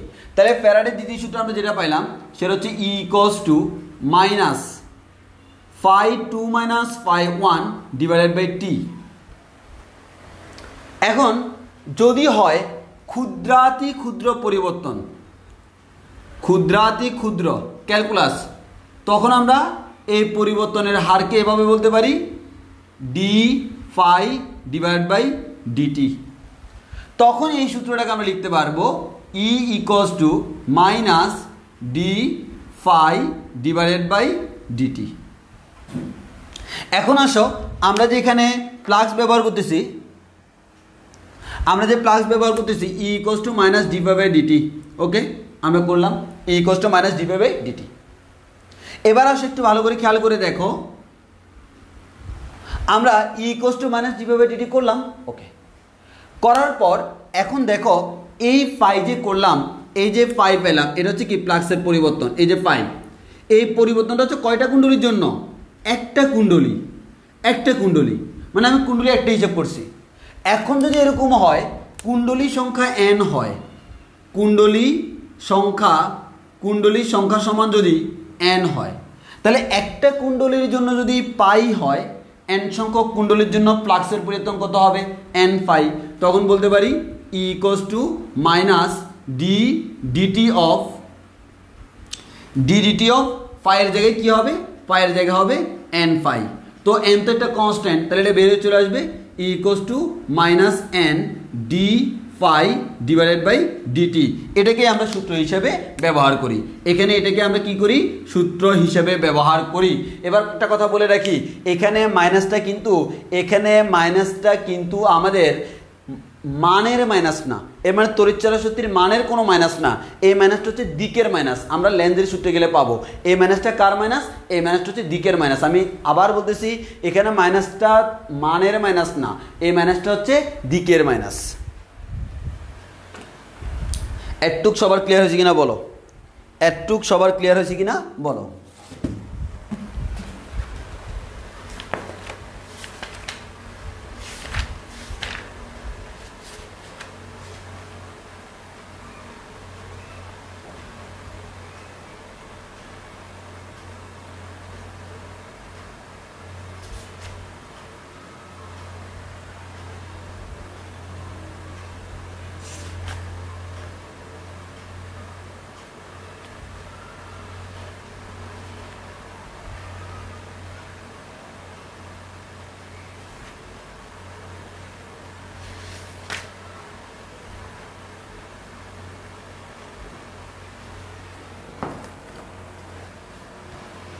আচ্ছা, আর এই ফ্যারাডের যে দ্বিতীয় সূত্র, এটা অনেক সময় পরীক্ষা আসে। দ্বিতীয় সূত্রের গাণিতিক রূপ দেন, এই গাণিতিক রূপ এটা দিছে বিজ্ঞানী নিউম্যান। ওই কারণে এই ফ্যারাডের সূত্রকে অনেক সময় নিউম্যানের সূত্র বলা হয়। এবার একজন আমাকে প্রশ্ন করলো, আমাদের জামিউল ইসলাম প্রশ্ন করলো যে ইসাক স্যারের বইতে তো মাইনাসটা দেয় নাই, তপন স্যারের বইতে দিছে। তুমি বলার সাথে সাথে ইসাক স্যারের বইটা আমি নিছি। তো ইসাক স্যারের বই খেয়াল করো, এটা কিন্তু ইসাক স্যারের বই। ওকে, আসলে মেইন কথা হচ্ছে দেখো, ইসাক স্যারের বইতে মাইনাস দেয় নাই, ভালো কথা। ইসাক স্যারের বইতে সব কিছু প্লাস দিয়ে করছে। এখানে ইসাক স্যারের বইতে সূত্র দেওয়ার সময় কোনো দিক বিবেচনা করে নাই, কারণ আমরা একটু আগেই বলছি দিকটা আমি কার সূত্র থেকে পাই? লেন্জের সূত্র থেকে পাই। এরপরে কয়েক পেজ পর যখন যাবা, এরপরে লেন্জের সূত্র, এই লেন্জের সূত্র থেকে যখন পাইলো, তখন যাইয়ে দেখো এখানে আমার কি করছে? Minus n divide by dt বলছে। অর্থাৎ আমাদের এখানে আগে উনি দিক বিবেচনা করে নাই, যখনই দিক বিবেচনা করলো তখন মাইনাসটা আসছে। তো ইসাক স্যারের বইতে ভুল লিখছে তুমি বলতে পারবে না, আসলে জিনিসটা ভালোভাবে বুঝতে হয়। আমার কথা হচ্ছে, আমি আবারও বলতেছি, এই মাইনাসটা কেন আসছে? দিকের জন্য, মানের জন্য না। তো আমি তো বললাম দিকটা কোত্থেকে পাবো, আমি লেন্সের সূত্র থেকে পাবো। তো লেন্সের সূত্র এখনো পড়ি নাই। তো ইসাক স্যারের সূত্রে কী করছে, সেখানে যেহেতু মানে কোনো পরিবর্তন হচ্ছে না, উনি করে নাই, কিন্তু যখন লেন্সের সূত্র করছে এরপরে যাই আবার বলে দিছে এবার এখানে মাইনাস হবে। কেন? এই কারণে। এর মানে দুইটা আমার ভিন্ন না, সেম। তো ম্যাথ করার সময় মাইনাস ধরলেও ইচ্ছা, না ধরলেও ইচ্ছা। আমাদের যে কাজটা করি আমরা নর্মালি মাইনাস কুড়িটা ধরি না, ধরলেও সমস্যা নেই। মাথায় রাখতে হবে এই মাইনাসটা কিসের মাইনাস? এই মাইনাসটা হচ্ছে দিকের মাইনাস, কখনো মানের মাইনাস না। জামিউল, তোমার প্রশ্নটা আনসারটা ক্লিয়ার হয়েছে কিনা আমাকে একটু বলিও, আনসারটা ক্লিয়ার হয়েছে কিনা একটু বলিও। আর এখন থেকে আমরা এটা শিখে রাখবো, ই equals to minus N dφ/dt, এটা হচ্ছে আমার একটা সূত্র।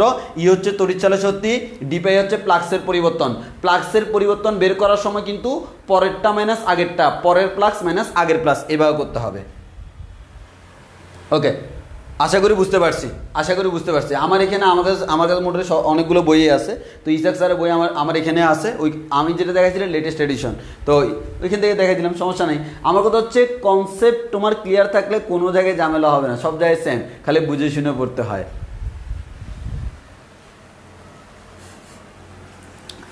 আচ্ছা, অনেকে ই নিয়ে কনফিউজড, ভাই ই তুমি এভাবে দাও আর এভাবে দাও, কোনো সমস্যা নাই। তবে বইতে এই অধ্যায়তে সবগুলো বইতে ই এভাবে দিচ্ছি দেয়, ওই জন্য আমিও এভাবে দিছি। বাট তুমি ডাইরেক্ট ই দিলে কোনো সমস্যা নেই, এটা তড়িৎচালের শক্তি মিন করে।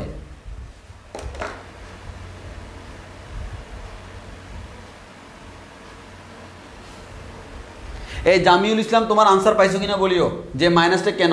মাইনাসটা হচ্ছে লেন্সের সূত্রে আসবে, আমরা এখনো পড়ি নাই, তখন জানবো, ওই কারণে আগে ভাগে বলে নাই। তো ইসাক স্যারের সূত্রে বইতে পরে বলে দিচ্ছে, কিন্তু আগে বলে নাই। আর তপন স্যারের বইতে আগেই বলে দিচ্ছে, এবং এটাও বলে দিচ্ছে, এটা আমরা পাবো লেন্সের সূত্র থেকে, দিকে মাইনাসের কারণটা। এই জামিউল ইসলাম যে প্রশ্নটা করছে, এই প্রশ্ন নিয়ে আমি ইন্টারমিডিয়েট লেভেলে কতজনের কাছে ঘুরছি, কিরে ভাই এখানে প্লাস আছে, কোনো ম্যাথে প্লাস মাইনাস দে, কোনো ম্যাথে মাইনাস দে না, এক বইতে আছে এক বইতে নেই, আরে ভাই কাহিনিটা কি? তখন তাই তো কিছু মাথায় ধরতো না, ছোটো মাথা ছিল, এখনও মাথা ছোটো। এবার আসো, তাহলে আমরা অলরেডি জেনে গেলাম যে সেটা হচ্ছে আমাদের ফ্যারাডের সূত্রের গাণিতিক প্রুফ শেষ, দ্বিতীয় সূত্র শেষ। এবার আমরা পড়বো হচ্ছে লেন্জের সূত্র। এবার পড়বো হচ্ছে কার সূত্র? লেন্জের সূত্র। লেন্জের সূত্র, এই লেন্জের সূত্রকে অনেক সময় আমরা তাড়িৎচুম্বকীয় আবেশের তৃতীয় সূত্রও বলি। তাড়িৎচুম্বকীয় আবেশের প্রথম সূত্র হচ্ছে ফ্যারাডের প্রথম সূত্র, দ্বিতীয় সূত্র হচ্ছে ফ্যারাডের দ্বিতীয় সূত্র, আর তৃতীয় সূত্রকে আমরা অনেক সময় লেন্জের সূত্র বলি। সাধারণত আমরা তৃতীয় সূত্র বলি না, ডাইরেক্ট লেন্জের সূত্রই বলি। তো লেন্জের একটাই সূত্র দিছে, সেই সূত্রটা আমরা এখানে দেখব। তো আমার এখানে বিজ্ঞানী লেন্স কি বললো, বললো তাড়িৎচুম্বকীয় আবেশের ক্ষেত্রে তাড়িৎচুম্বকীয় আবেশের ক্ষেত্রে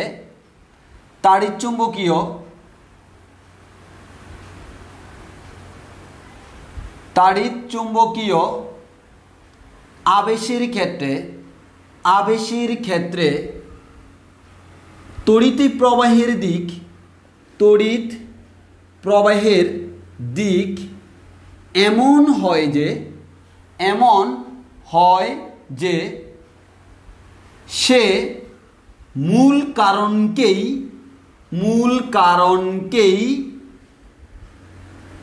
বা সে যার কারণে সৃষ্ট তাকেই বাধা দেয়। এর মানে মনে করো তোমাকে কেউ একজনের ডন বানাইলো, তুমি ডন হওয়ার পর যার কারণে ডন হয়েছো তারে তুমি এবার ভয় লাগাচ্ছ, জিনিসটা এরকম, মানে তাকে এবার তুমি পাপড় দিচ্ছ, জিনিসটা এরকম। চুম্বকের বেলা এগুলো প্রযোজ্য, আমার রিয়েল লাইফ এক্সাম্পল সবগুলো কিন্তু আমাদের এখানে আছে। তাহলে আমার কি হচ্ছে, আমার যার কারণে আমার এটা সৃষ্ট তাকেই আবার হেডাম দেখাচ্ছে, তাকেই আবার পাপড়বাজি দেখাচ্ছে, বলে যে তৈরি করছো না, এবার দেখো। তাহলে আসলে এই জিনিসটা আমাদের এখানেও প্রযোজ্য। তো সেটা আমরা এখন দেখবো, একটু ভালো করে খেয়াল করি। দেখার আগে আমরা প্রথমত আসি আমাদের বদ্ধকুণ্ডলিতে। একটা জিনিস কি, বদ্ধকুণ্ডলিতে তড়িৎ প্রবাহের ডিরেকশন আমরা জানি হচ্ছে এরকম, যদি একটা বদ্ধকুণ্ডলী থাকে, এর মধ্যে যদি আমাদের তড়িৎ প্রবাহ হয়, এর মধ্যে কি হয়, তড়িৎ প্রবাহ হয়। এটা কিসের নিয়ে আচরণ করে? চুম্বকের ন্যায়। কেমন চুম্বক? দণ্ড চুম্বক। তাহলে যদি দণ্ডচুম্বকী নিয়ে আচরণ করে তাহলে দণ্ডচুম্বকের তো এক প্রান্তে আমার নর্থ পোল থাকে, আরেক প্রান্তে সাউথ পোল থাকে। তাহলে কোন প্রান্তটা নর্থ পোল, কোন প্রান্তটা সাউথ পোল, সেটা আমাকে বুঝতে হবে না? যেভাবে বুঝতে হবে। এবার আসো, এটা বোঝার জন্য মনে রাখার একটা টেকনিক আছে। সেই মনে রাখার যে টেকনিকটা, সেই টেকনিকটা আমরা যদি বলি সেটা হচ্ছে কীরকম, দেখো, যদি এদিকে প্রবাহ হয় তাহলে দেখো আমরা এভাবে মনে রাখি। আরেকটা হচ্ছে এভাবে বলতে পারি,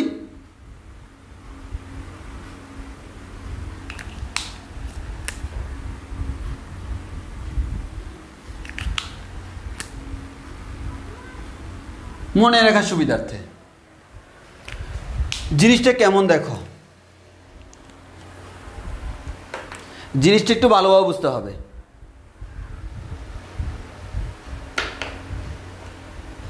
ভালোভাবে বুঝতে গেলে এরকম, এই যে এরকম তার পেঁচাচ্ছি, এরকম তার পেঁচাচ্ছি, এই যে এরকম তার পেঁচাইলাম, দেখো এরকম তার পেঁচাইছি, এই যে এরকম তার পেঁচাইছি, এটা হচ্ছে এটা, এই যে এটাকে আমরা দেখতেছি এটা, এরপরে এদিকে ব্যাটারি লাগাই দিব, তড়িৎ পাওয়া হবে। এখন হচ্ছে এটা এটা দণ্ডচুম্বকী নিয়ে আচরণ করে, কিন্তু আমার প্রশ্ন হলো এদিকে নর্থ নাকি সাউথ, এদিকে নর্থ নাকি সাউথ? সোজা সাপটা হিসাব। তুমি কি করবা, এই কুণ্ডলী না, কুণ্ডলীর এই যে এইভাবে তাকাবা। এখন আমি চাচ্ছি এইদিকে কি নর্থ নাকি সাউথ সেটা বিবেচনা করতে যাচ্ছি, এভাবে তাকাবা। তাহলে দেখতেছো কোনভাবে তাকাচ্ছি, এই যে কুণ্ডলী এই দিক থেকে তাকাচ্ছি, এভাবে তাকাচ্ছি। তাহলে দেখো তো তারের মধ্যে যদি তড়িৎ পাওয়া হয়, মনে করো এই দিক থেকে এদিকে তড়িৎ পাওয়া হচ্ছে, এই যে হবে না এরকম, এভাবে ঘুরে ঘুরে ঘুরে ঘুরে এভাবে তড়িৎ পাওয়া হবে না? জিনিসটা বুঝো, এই তারটার মধ্যে দিয়ে মনে করো এদিক থেকে এদিকে তড়িৎ পাওয়া হচ্ছে। তো এই তারটাকে যখন আমি এরকম মোচড় দিয়ে দিলাম, এর মানে তড়িৎ পাওয়া হচ্ছে কিনা? অবশ্যই হচ্ছে। তাহলে আমার এই যে তড়িৎ পাওয়াটা হচ্ছে সেটা কীভাবে হচ্ছে একটু খেয়াল করে দেখো তো। এই যে এই দিক থেকে এভাবে এভাবে এভাবে এভাবে ঘুরে ঘুরে আসতেছে না? তাহলে এই যে এভাবে এভাবে তাকানো করে এটা কোন দিকে ঘুরতেছে? ক্লকওয়াইজ। কোন দিকে? ক্লকওয়াইজ। যদি কখনো এরকম ক্লকওয়াইজ ঘুরে, ক্লকওয়াইজ, তাহলে ওই প্রান্তে সাউথ পোল সৃষ্টি হয়, সাউথ পোল। আর যদি কখনো অ্যান্টি ক্লকওয়াইজ ঘুরে, তাহলে আমি এখানে দিলাম, এখানে দিলাম। এবার তাহলে খেয়াল করো, এভাবে যদি এখানে ক্লকওয়াইজ ঘুরে, আচ্ছা এই দিক থেকে ক্লকওয়াইজ মানে কি? তুমি এদিক থেকে ঘুরলে সেটা অ্যান্টি ক্লকওয়াইজ না? এর মানে যখন আমার কাছে মনে হচ্ছে এই দিকটা ক্লকওয়াইজ, তখন এই দিকটাকে আমার অ্যান্টি ক্লকওয়াইজ মনে হবে। আবার এই দিকটাকে যদি আমার অ্যান্টি ক্লকওয়াইজ মনে হয়, উল্টা দিক থেকে আমি দেখলে তখন আমার কী মনে হবে? ক্লকওয়াইজ মনে হবে। আমি জিনিসটা বুঝাই। এই মনে করো ওই দিক থেকে তুমি দেখতেছ, জিনিসটা খেয়াল করো এভাবে। তাহলে তুমি যখন এভাবে দেখতেছ তোমার কাছে মনে হচ্ছে ক্লকওয়াইজ, তোমার কাছে মনে হচ্ছে ক্লকওয়াইজ, বাট এভাবে ঘুরেটা আমার কাছে কিন্তু উল্টা, আমার কাছে উল্টা, আমার কাছে মনে হচ্ছে এটা অ্যান্টি ক্লকওয়াইজ। দেখো এভাবে ঘুরতেছে, তোমার কাছে মনে হচ্ছে ক্লকওয়াইজ, বাট আমার কাছে মনে হচ্ছে অ্যান্টি ক্লকওয়াইজ। এভাবে ঘুরতেছে, তোমার কাছে মনে হচ্ছে অ্যান্টি ক্লকওয়াইজ, আমার কাছে মনে হচ্ছে ক্লকওয়াইজ। তাহলে এদিক থেকে তাকালে যদি আমি ক্লকওয়াইজ দেখি, এদিক থেকে তাকালে দেখবে অ্যান্টি ক্লকওয়াইজ, এদিক থেকে তাকালে অ্যান্টি ক্লকওয়াইজ দেখলে এদিক থেকে তাকালে দেখবো ক্লকওয়াইজ। তো এখন আমার ঠিক এই জিনিসটাই বললো, এই জিনিসটাই বললো, যদি কখনো সে ক্লকওয়াইজ ঘুরে তাহলে যে প্রান্ত থেকে তাকাইলে মনে হবে সে ক্লকওয়াইজ ঘুরতেছে ওই প্রান্তে সাউথ পোল, আর যেই প্রান্ত থেকে তাকাইলে মনে হবে সে অ্যান্টি ক্লকওয়াইজ ঘুরতেছে,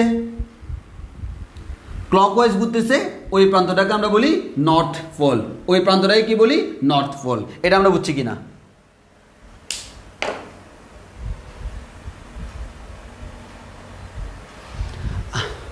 ইভান সাইজ প্রশ্নগুলো কেটা কোথায় গেল?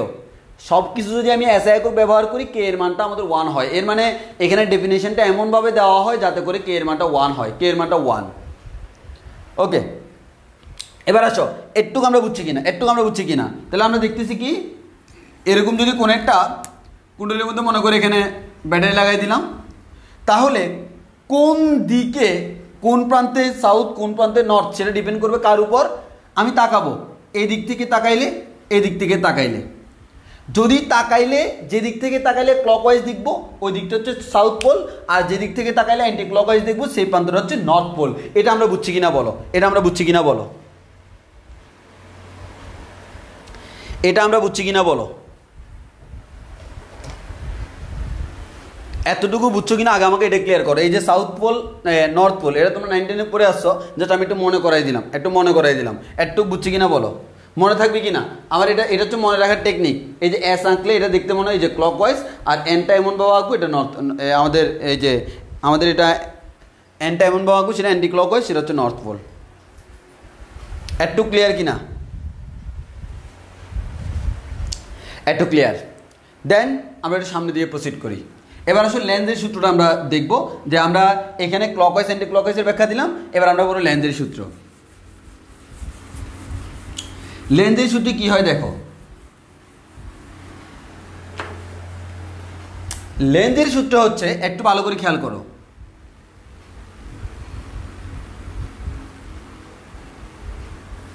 এখানে একটা গ্যালভানোমিটার লাগাবো, বিক্ষেপ দিবে, এখানে একটা দণ্ড চুম্বক আছে, এদিকে নর্থ পোল, এদিকে সাউথ পোল। আবার ঠিক সেম কাজটা এখানে করি, গ্যালভানোমিটার লাগাইলাম, এখানে একটা দণ্ড চুম্বক আছে, এই প্রান্তটা নর্থ পোল, এই প্রান্তটা সাউথ পোল। তো আমি কি করব দেখো, আমি যে কাজটা করব, এটাকে ক্রমাগত এদিকে আনবো, এরপর এটাকে ক্রমাগত দূরে সরাই নিব। একবার আনবো কাছে, আরেকবার সরাই দিব দূরে। কাছে আনলে কি হয়, দূরে গেলে কি হয়, সেই জিনিসটা আমরা একটু পরে আমাদের এখানে দেখবা। তাহলে আসো কি হচ্ছে, আমরা জানি ভাই এখানে কোনো উৎস নাই, সোর্স বা উৎস নাই, তাহলে এখানে কোনো তড়িৎ প্রবাহ হয় না। যখন আমার এই চুম্বকটা এদিকে আসতেছে, আসিতেছে, কারেন্ট বহিতেছে, জিনিসটা এরকম না? যতই আসিবে কাছে ততই কারেন্টটা আমার একটু করে নাচে, আবার যতই যাবে দূরে কারেন্টটা আমাদের গান গায়ে সুরে। তাহলে আমরা বলতে পারি কাছে আসতেছে কারেন্ট আমার কি হচ্ছে, ফ্লো হচ্ছে, সে যাচ্ছে, কারেন্টটা ফ্লো হচ্ছে, সেই স্থির, কারেন্টটাও স্থবির, কোনো কারেন্ট ফ্লো নাই। তাহলে কারেন্ট কতটুকু ফ্লো হবে সেটা ডিপেন্ড করবে হচ্ছে আসে নাকি, আসার সময়, যাওয়ার সময়। হ্যাঁ, স্থির থাকলে হয় না, গতিশীল থাকলে কারেন্ট ফ্লো হবে, স্থির থাকলে লাভ নাই। তো স্থির আছে, কোনো কাজ করতেছে না, যখন কার্যাবলী সম্পন্ন করবে, ডাইনামিক থাকবে, তখন হচ্ছে এটা কারেন্ট ফ্লো হবে, এটা ভাব আসবে। তাহলে এবার আসো এখানে ঠিক সেম। তাহলে এখানে হচ্ছে এটা কি, এই যে নর্থ পোল, সে যখন এদিকে আসে, আচ্ছা বলো তো, এটার উপরেই তো ডিপেন্ড করে এখানে আমার তড়িৎ প্রবাহ হবে। দেখা যায় কিরে ভাই, যখন এখানে এই নর্থ পোল আসে, তখন দেখা যায় তড়িৎ প্রবাহটা এদিকে হচ্ছে, মনে করো এভাবে তড়িৎ প্রবাহ এদিকে হইতে এদিকে যাচ্ছে, এবং তুমি তাকাইলে দেখবা এখানে অটোমেটিক একটা নর্থ পোল সৃষ্টি হবে। মানে এখানে একটা নর্থ পোল সৃষ্টি হবে, অর্থাৎ এই নর্থটাকে যখন তুমি কাছে আনতেছ, তখন এখানে ডিরেকশনটা হবে, আমাদের এখানে যে ডিরেকশনটা, এই ডিরেকশনটা হবে এইদিকে, অ্যান্টি ক্লকওয়াইজ। এই যে ডিরেকশনটা অ্যান্টি ক্লকওয়াইজ। এর মানে কি তাহলে বলো তো? প্রথম কথা এটাও নর্থ পোল, এই এনে কি করে, বিকর্ষণ করে। তাহলে ও যখন কাছে আসতেছে, দেখো ও যখন কাছে আসতেছে, এখানে একটা নর্থ পোল সৃষ্টি হয়, এই নর্থ এই কাছে আসাটাই কি করে, বিকর্ষণ করবে। দেখো এ যতই কাছে আসে, এই কাছে আসার কারণেই কিন্তু এখানে নর্থ পোল সৃষ্টি হয়েছে, এবং এই নর্থ পোল কি করবে, তার কাছে আসাটাকে বিরোধিতা করে। আবার বলতেছি জিনিসটা, এখানে কোনো তড়িৎচালক শক্তি ছিল না, এখানে কোনো চুম্বক ছিল, কোনো পোল ছিল না। এই পোলটা সৃষ্টি হয়েছে কার কারণে? নর্থ পোলের কারণে। নর্থ পোলের কি কারণে? নর্থ পোলের আসার কারণে। এই নর্থ পোলের আসার কারণে এখানে একটা তড়িৎ প্রবাহ সৃষ্টি হলো। এই তড়িৎ প্রবাহের ডিরেকশনটা এমন হবে যাতে করে এই নর্থ পোল যে কাছে আসতেছে, সেই কাছে আসাকে সে বিরোধিতা করতেছে। তাহলে এই নর্থ পোল কাছে আসার কারণে সে কিন্তু আমার এই সামর্থ্যটা অর্জন করছে। সামর্থ্য অর্জন কইরা সেও নর্থকে না করে দিচ্ছে, আসো না, ঠেলে দিচ্ছে। তাহলে এই নর্থকে কি করবে, বিকর্ষণ করবে। তাহলে আমরা বলতে পারি ও যখন কাছে আসতে চায়, সে কি করে, এটার বিরোধিতা করে। এটার কি করে, বিরোধিতা করে। তাহলে এই নটটা সৃষ্টি হয়েছে কার কারণে? এই চুম্বকটা এইদিকে আসার কারণে, যার কারণে সৃষ্টি হয়েছে সে তাকে আবার বিদ্যাঙ্গুলি দেখাচ্ছে, তাকে আবার দূরে সরাই দিচ্ছে। তাহলে এটাকে কি করে? এটাকে সে দূরে সরাই দেয় বা বিকর্ষণ করে, কারণ সমমেরু বিকর্ষণ করে। যখন এটা দেখলো, চুম্বকটা দেখলো, সে কাছে যাওয়ার কারণে, সে যখন কাছে যাচ্ছে তখন তার মধ্যে বিদ্যুৎ প্রবাহিত হচ্ছে, সে খুশি মনে কাছে গেল, কাছে যাওয়ার পর তাকে দূরে সরাই দিল, যার কারণে বিদ্যুৎ উঠছে, কারেন্ট ফ্লো হয়েছে, তাকেই আর পাত্তা দিচ্ছে না। সো স্যাড, বিরক্ত হয়ে চলে যাচ্ছে। এবার সে কি করবে? না, আমি থাকবো না গো কুণ্ডলিতে, যে আমাকে দূরে ঠেলিয়ে আছে, আমি এই কাজটা করব না। সে কি করলো? দূরে সরে গেল।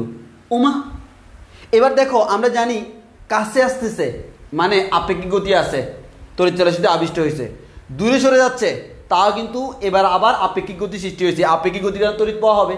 এবার বলো, এখানে তড়িৎ প্রবাহ যদি এদিকে হয়, এখানে তড়িৎ প্রবাহ নিশ্চয়ই এদিকে হবে, এবার এদিকে তড়িৎ প্রবাহ হবে। এবার এখানে আমার কি হয়েছিল? Anti clockwise. তাহলে এখানে যে অ্যান্টি ক্লকওয়াইজ, এবার উল্টা হচ্ছে মানে এবার কি হবে? ক্লকওয়াইজ।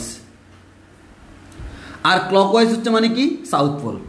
ওমা, সে যখন দূরে চলে যাচ্ছে, এই দূরে সরে যাচ্ছে কি কারণে? সে দূরে সরে যাচ্ছে, আর সে দূরে সরে যাওয়ার কারণেই কিন্তু এখানে সাউথ পোল সৃষ্টি হয়েছে।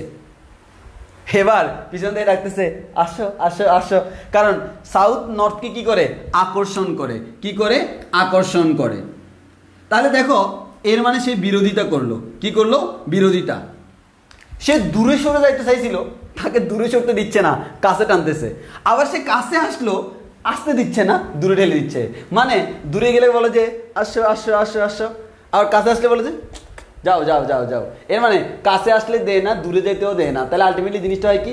দূরে গেলে লোভ লাগায়, কাছে আসলে দে না। তাহলে জিনিসটা হচ্ছে এরকম। তাহলে এই নর্থ পোলটা সৃষ্টি হয়েছে যার কারণে তার সাথে কাহিনী করতেছে, এখানেও যার কারণে সৃষ্টি হয়েছে তার সাথে কাহিনী করতেছে। ওই কারণে বলছে তাড়িৎচুম্বকীয় আবেশ, এটা কিন্তু আবেশ, এর মধ্যে কোনো কিছু ছিল না, এর কারণেই সৃষ্টি হয়েছে। তড়িৎ প্রবাহের দিক এমন হয়, এই তড়িৎ প্রবাহের দিকটা কেমন হয়? সে যে কারণে সৃষ্ট, কার কারণে সৃষ্ট? এইদিকে, এইটার এইদিকে মুভমেন্টের কারণে, যার কারণে সৃষ্ট তাকেই বাধা দেয়। এটাই হচ্ছে আমার লেন্জের সূত্র। এই যার কারণে সৃষ্ট তাকে যে বাধা দেয়, এটা হচ্ছে কি? লেন্জের সূত্র।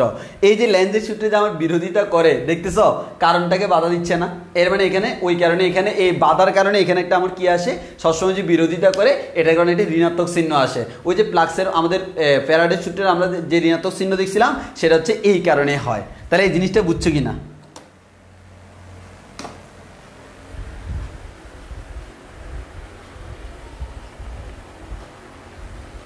এই মোহাম্মদ আজিজ একটা প্রশ্ন করলো, চুম্বক আনলে তড়িৎ প্রবাহের দিক কেন বুঝবো? এই যে বললাম তো, চুম্বকটাকে যখন আনতেছ, এখন তুমি বুঝে গেছো, এই নর্থ পোলটাকে কাছে আনতেছ, কাছে আনলে সে কি করবে? দূরে সরাবে।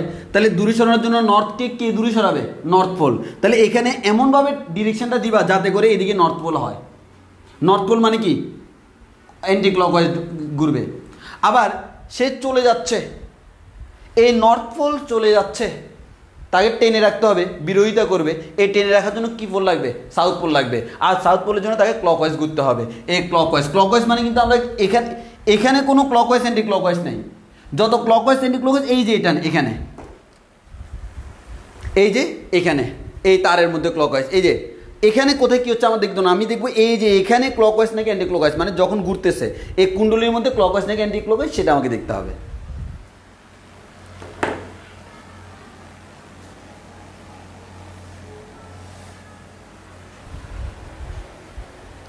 আচ্ছা, আমাদের এখানে ইভান সাইদ বললো সাউথ পোলের ব্যাপারটা বুঝে নাই। ওরে বাবা, সিম্পল জিনিস। আমার প্রথম কথা হচ্ছে এই বিরোধিতা করে নর্থ পোল সৃষ্টি করলো। তো আমরাও জানি আসার সময় ডিরেকশন যেদিকে হয়, যাওয়ার সময় ডিরেকশন উল্টে যায়। তাহলে আসার সময় যদি এখানে নর্থ পোল সৃষ্টি হয়, মানে অ্যান্টি ক্লকওয়াইজ হয়, যাওয়ার সময় নিশ্চয়ই তড়িৎ প্রবাহের ডিরেকশন উল্টে গেছে মানে কি? এবার অ্যান্টি ক্লকওয়াইজটা ক্লকওয়াইজ হয়ে গেছে। আর ক্লকওয়াইজ মানে এখানে কোন পোল সৃষ্টি হয়ে গেছে? মানে একটু আগে ছিল নর্থ পোল, এবার সে চেঞ্জ হয়ে গেছে কি? South pole. এই সাউথ পোল সৃষ্টি হওয়ার কারণে এবার সে যে চলে যাচ্ছে, তাকে আবার টানতেছে, আসো আসো আসো। মানে জিনিসটা হচ্ছে যার কারণে সৃষ্ট তাকে বাধা দিচ্ছে।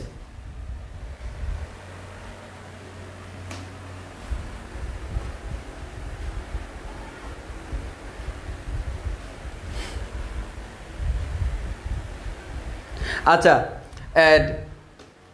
আমাদের সাকিব প্রশ্ন করলো ফার্স্টে যদি আমি নর্থ না দিয়ে সাউথ দিতাম কি হইতো? দাও না, কোনো সমস্যা নাই তো, তুমি দিবা, দাও।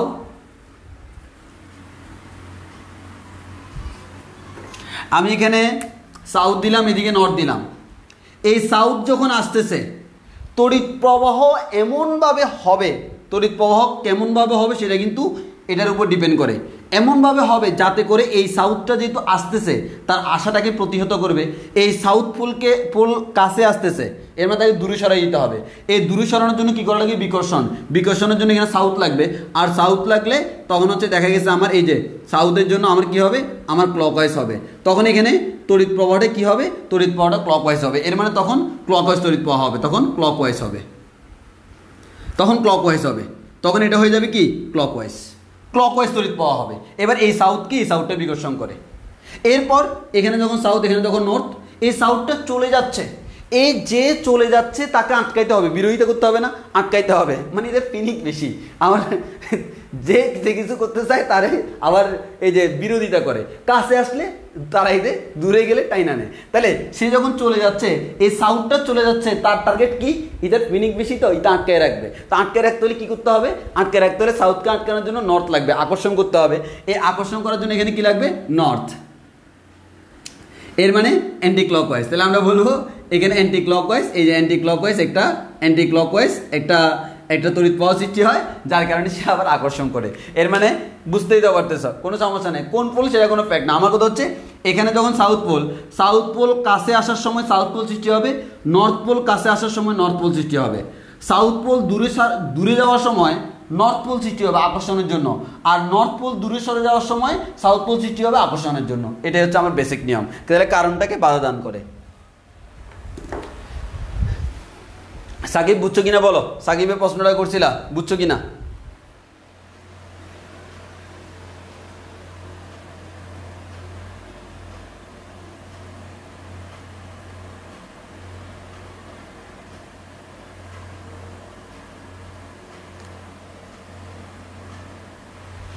এই চলে যাওয়ার সময় দিকটা পরিবর্তন হয় কেন? আমরা তো আগে বলছিলাম না, একবারে শুরুতে মনে আছে, কুণ্ডলীর কাছে যাওয়ার সময় তড়িৎ প্রবাহ যেদিকে, কুণ্ডলী থেকে দূরে যাওয়ার সময় তড়িৎ প্রবাহের দিক কিন্তু উল্টে যায়। তাহলে কাছে আসার সময় সে যেদিকে তড়িৎ প্রবাহ করছে, চলে যাওয়ার সময় তড়িৎ প্রবাহ উল্টে যাবে না? তো তড়িৎ প্রবাহ উল্টে গেলে আমার এখানে পোলটা উল্টে যাবে না? এখানে তড়িৎ প্রবাহ হচ্ছে আমাদের এখানে কি? ক্লকওয়াইজ ডিরেকশানে। তো আসার সময় যদি ক্লকওয়াইজ ডিরেকশন হয়, যাওয়ার সময় অ্যান্টি ক্লকওয়াইজ না, আর অ্যান্টি ক্লকওয়াইজ মানে নর্থ পোল সৃষ্টি হয়। মানে এটা ফিক্সড না। এখানে যে চুম্বকটা, এই চুম্বকের north pole south pole fixed না। এখানে কোন পোল সৃষ্টি হবে সেটা ডিপেন্ড করে চুম্বক যেটা দিয়ে আমি প্রভাবিত করতেছি তার গতির উপর, তার মেরুর উপর, আর অন্য কোনো কিছু না। তাহলে আমার এতটুকুই, এটা ছিল আমাদের লেন্জের সূত্র। লেন্জের সূত্রে আমাদের কোনো ইকুয়েশন নাই, জাস্ট কথাটা বুঝতে হয়। আমরা অনেকে এই কথাটা বুঝি না, বিবৃতিটা বুঝি না, লেন্জের সূত্রে কেন এটা বলছে, আমাদের এটা মিনিংটা কি, আমরা অনেকে এটা বুঝি না।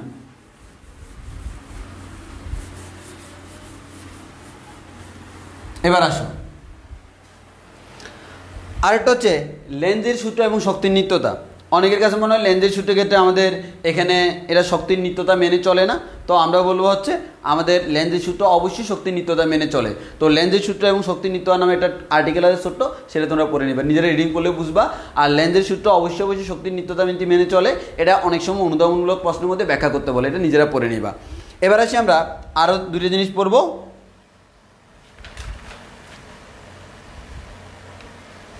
একটা হচ্ছে স্বকীয় আবেশ, আর একটা হচ্ছে পারস্পরিক আবেশ। এই দুটো জিনিস পড়লে শেষ। আমরা একটা পড়বো হচ্ছে স্বকীয় আবেশ, আর একটা হচ্ছে পারস্পরিক আবেশ। তাহলে আসো এবার আমরা পড়ি হচ্ছে স্বকীয় আবেশ।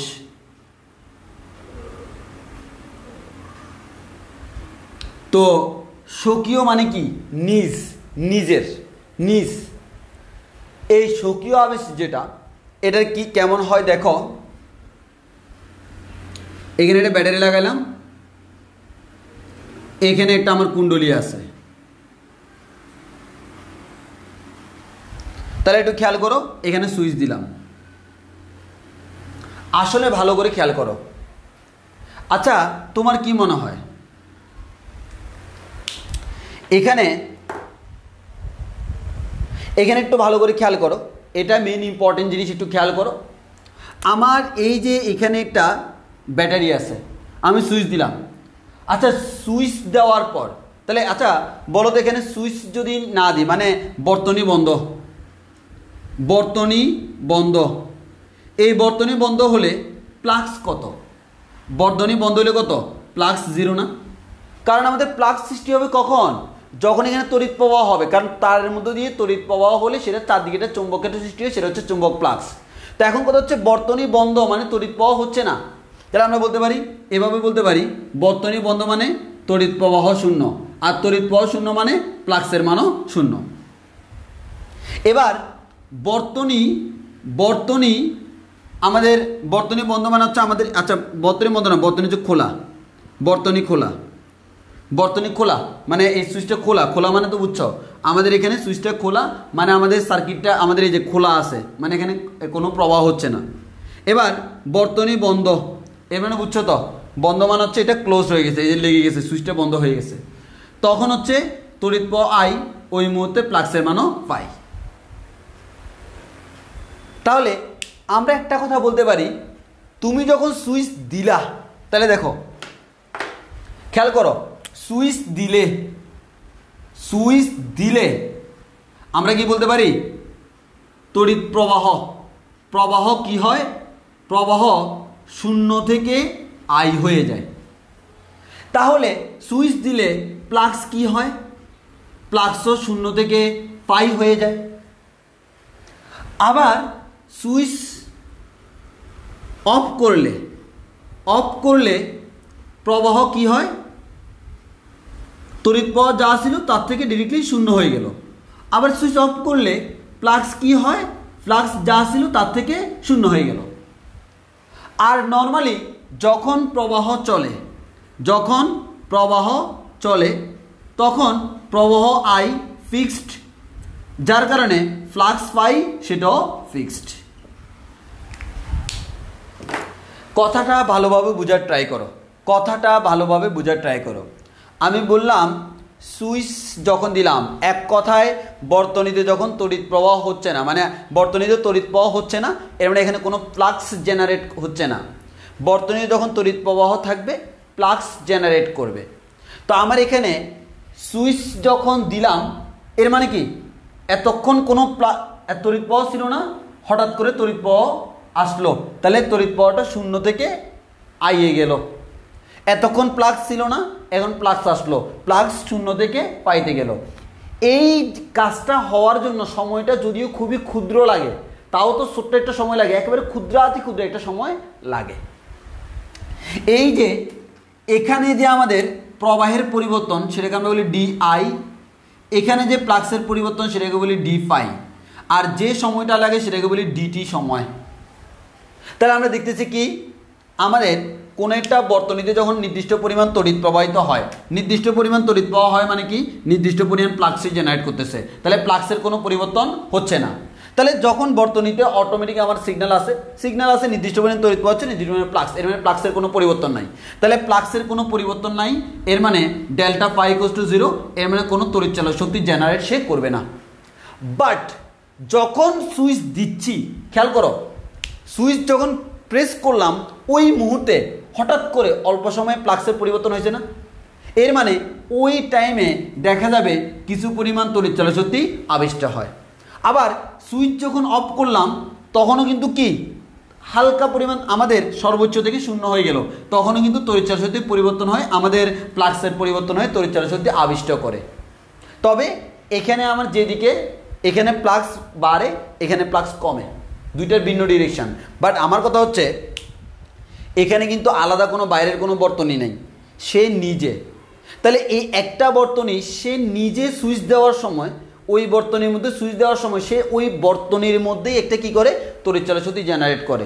একইভাবে আমাদের যখন সুইচ অফ করে দেয় তখন একটা জেনারেট করে। এই যে সে নিজের মধ্যে আবেশিত করে একটা তড়িৎ চালক শক্তি জেনারেট করলো, এটাকে আমরা বলি স্বকীয় আবেশ। এটাকে আমরা কি বলি? এটাকে আমরা বলি স্বকীয় আবেশ। কথাটা বুঝছি কিনা? এটাকে বলি স্বকীয় আবেশ। কথাটা বুঝছি কিনা আমাকে একটু বলো, কথাটা বুঝছি কিনা। তাহলে আমি আবারও বলতেছি, কোনো একটা বর্তনী, যেমন সাপোজ আমি সুইচ দিলাম, চলতেছে। ফর এক্সাম্পল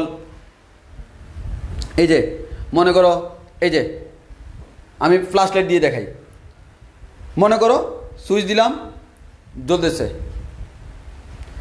নির্দিষ্ট কোনো পরিবর্তন হচ্ছে না, আমরা এটাকে ধরে নিলাম প্লাক্স, তাহলে প্লাক্স নির্দিষ্ট, অফ করে দিলাম প্লাক্স 0 হয়ে গেল। তাহলে দেখো সুইচ দিলাম প্লাক্স জেনারেট করলো, তড়িৎ প্রবাহ হচ্ছে, প্লাক্স চলতেছে চলতেছে চলতেছে চলতেছে, এখন সমান, এখন কিন্তু কোনো পরিবর্তন নাই। সুইচ অফ করে দিলাম, সাথে সাথে দেখা যাচ্ছে প্লাক্সগুলো কী হয়ে গেল, প্লাক্সগুলো চলে গেল। তাহলে এই যে দেখো নর্মালি যখন জ্বলন্ত অবস্থায় আছে এখন কিন্তু প্রবাহেরও কোনো পরিবর্তন নাই, প্লাক্সেরও পরিবর্তন নাই, এর মানে সে কোনো তড়িৎচালক শক্তি আবিষ্ট করতেছে না।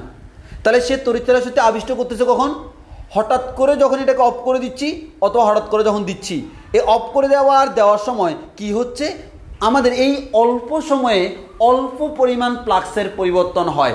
এই যে এটা কিন্তু বাইরের কোনো বর্তনীর মধ্যে হয় নাই, আগেরবার কিন্তু একটা চুম্বক সে আরেকজনকে প্রভাবিত করছে, এবার কিন্তু একই সার্কিটে সে নিজে নিজেকে প্রভাবিত করছে, ওই কারণেটাকে আমরা বলি স্বকীয় আবেশ। তাহলে আমরা বলতে পারি স্বকীয় আবেশ কি, আমার ওই যে একই বর্তনীর মধ্যে যখন আমার একটা তড়িৎচালক শক্তি আবিষ্ট হয়, এটা কখন হয়, সুইচ দেওয়ার সময়, সুইচ বন্ধ করার সময়, এটাকে আমরা বলি স্বকীয় আবেশ। এটা আমরা বুঝছি কিনা, স্বকীয় আবেশ বলতে কি মিন করে এই কথাটা বুঝছি কিনা, স্বকীয় আবেশ বলতে কি মিন করে এই কথাটা বুঝছি কিনা।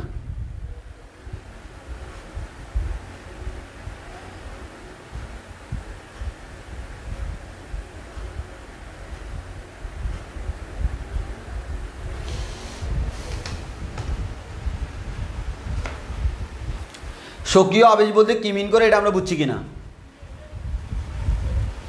স্বকীয় আবেশ বলতে কি মিন করে সেটা আমরা বুঝছি কিনা। এই স্বকীয় আবেশ পড়লে এরপরে এটা যে ইকুয়েশন পড়বো হুবহু পারস্পরিক আবেশের সেম ইকুয়েশন। এরপর ট্রান্সফরমার, এটা আমরা আগামী ক্লাসে পড়বো, তবে ট্রান্সফরমারটা তোমাদের হোমওয়ার্কের মতো করে থাকবে, আমি আগামী ক্লাসে হালকা করে বলে দিব, কারণ ট্রান্সফরমার 9 10 পড়ে আসছো।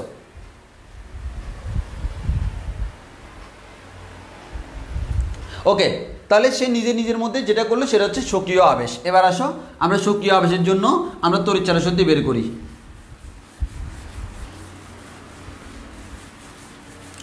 এবার আসি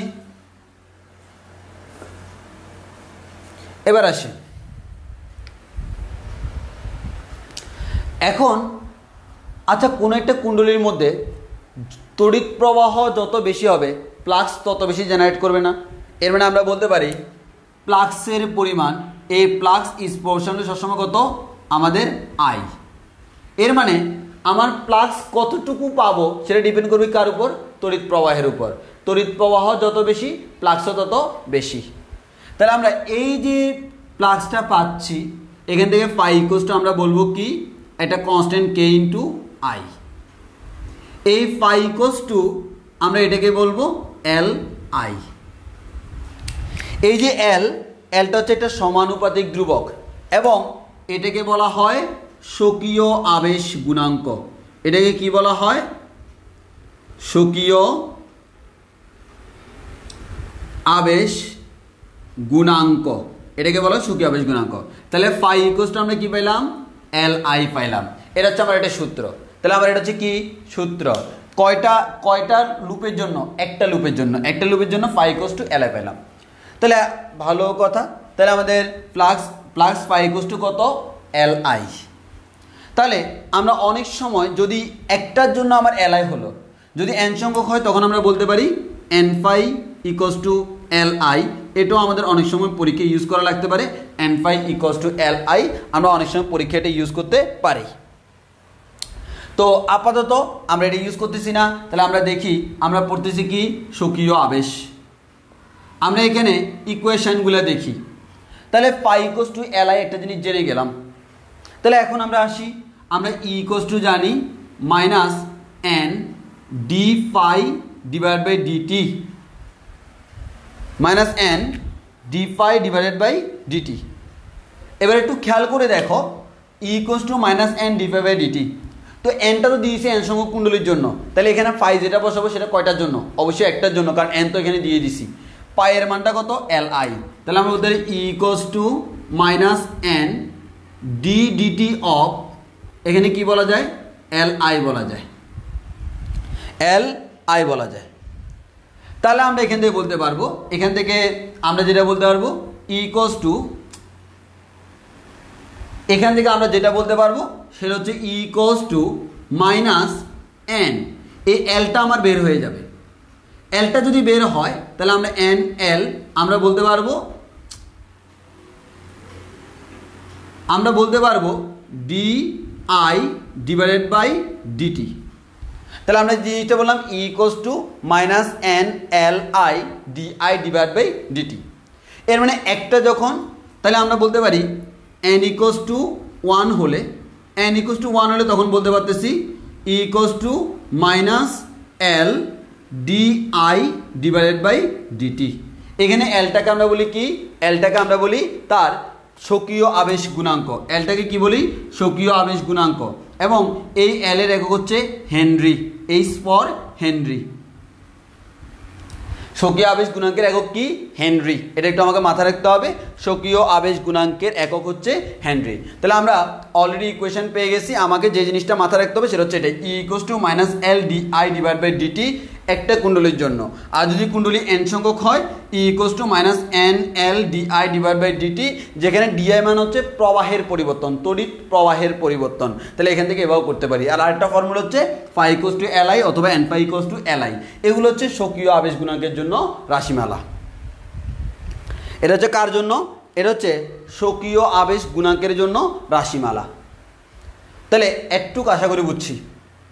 স্বকীয় আবেশ যদি বুঝি, এবার আমরা পড়বো হচ্ছে পারস্পরিক আবেশ। পারস্পরিক, প্রথমত আসি পারস্পরিকের ক্ষেত্রে। আমরা এখানে সব সেম, খালি এল এর জায়গা হবে এম। এই এমটাকে আমরা বলি পারস্পরিক আবেশ গুণাঙ্ক। মানে আগেরটাকে বলছিলাম স্বকীয় আবেশ গুণাঙ্ক, এবার বলতেছি পারস্পরিক আবেশ গুণাঙ্ক। মানে এম এল প্রায় সেম, খালি ডিপেন্ড করবে এটা কি স্বকীয় নাকি পারস্পরিক। অর্থাৎ আমার কনসেপ্ট যদি স্বকীয় হয় স্বকীয় আবেশ গুণাঙ্ক, কনসেপ্ট যদি পারস্পরিক হয় পারস্পরিক আবেশ গুণাঙ্ক। এন পাই ইকুয়ালস টু আমরা বলতে পারি এম আই, তখন আমরা এখানে বসাবো এল আই এর জায়গায় এম আই, তখন আমরা এখানে পাবো minus N M DI divide by DT. N equals to 1 হলে minus M DI by DT. এটার একক হচ্ছে হেনরি। এবার হচ্ছে এটা কনসেপ্টটা কি? এটা কনসেপ্ট হচ্ছে এরকম, দেখো। তাহলে আমার কোন একটা এরকম আছে, মনে করো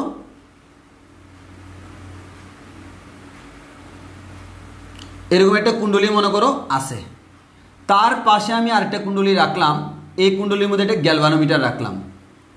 তাহলে একটু খেয়াল করো, এই কুণ্ডলীর মধ্যে যখন তড়িৎ প্রবাহ হবে তখন কিন্তু নির্দিষ্ট মানে তড়িৎ প্রবাহ হবে, নির্দিষ্ট মানে তড়িৎ প্রবাহ হবে।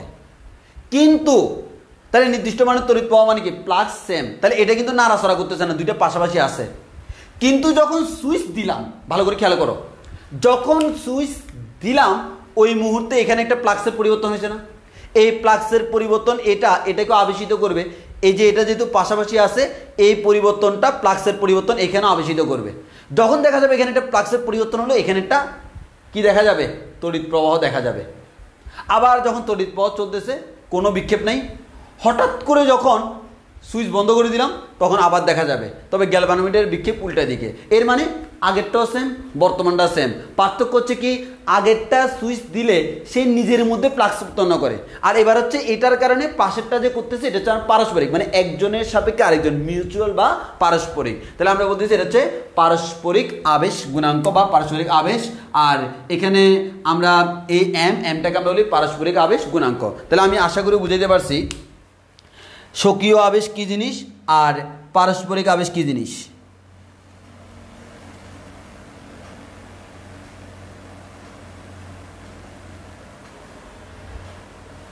তাহলে স্বকীয় আবেশ কি জিনিস, পারস্পরিক আবেশ কি জিনিস সেটা বুঝে গেলাম।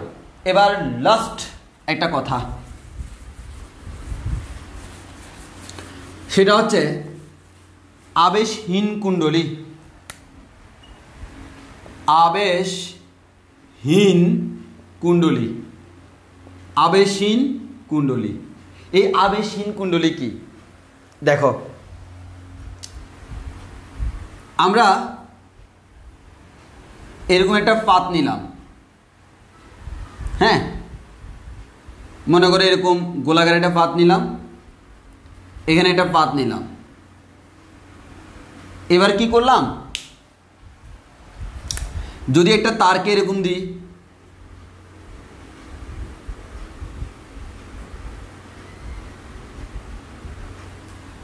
এর মানে একটা তার, সে মনে করো এদিকে তড়িৎ প্রবাহ করে, এদিকে প্রবাহ করবে, এদিকে প্রবাহ করবে, এভাবে ঘুরতেছে। ওকে, এখানে কিন্তু তড়িৎ প্রবাহ করলে এটা কি আছে, আবেশ আছে। এখানে কি আছে, আবেশ আছে। কেন, সে একটা দণ্ডচুম্বকে নিয়ে আচরণ করবে। এখন আমি কি করলাম দেখো, এই যে তারটা না, ভালো করে খেয়াল করো, এই তারটা মনে করো এই দিক থেকে এদিকে এটা তড়িৎ পরিবহন করে, এদিকে যদি করে এই তারটাকে আমি এভাবে করে ফেললাম, তাহলে কোন দিকে করে, এদিক থেকে এদিকে করে, এদিকে করে, একই তার কিন্তু। এই তারটাকে এরকম জোড়া লাগাইয়া এবার দেখো পেঁচাচ্ছি, এরকম দুইটা করে পেঁচাচ্ছি, তাহলে খেয়াল করো তো কি হয়, তারা দুজন একসাথে যাচ্ছে না।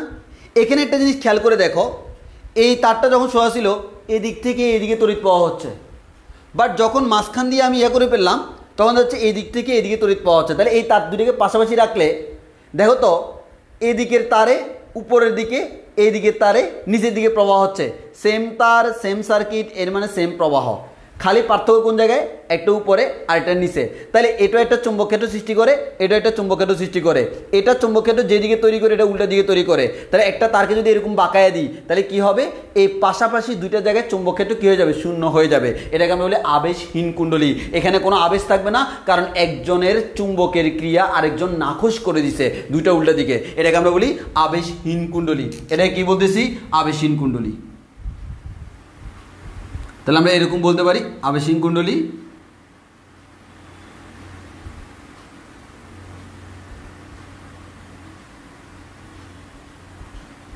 এরকম দুইটা দুইটা করে যাবে আর লাস্টে দুইটা বের হলো, তাহলে এটাকে আমরা কি বলতেছি, আবেশহীন কুণ্ডলী।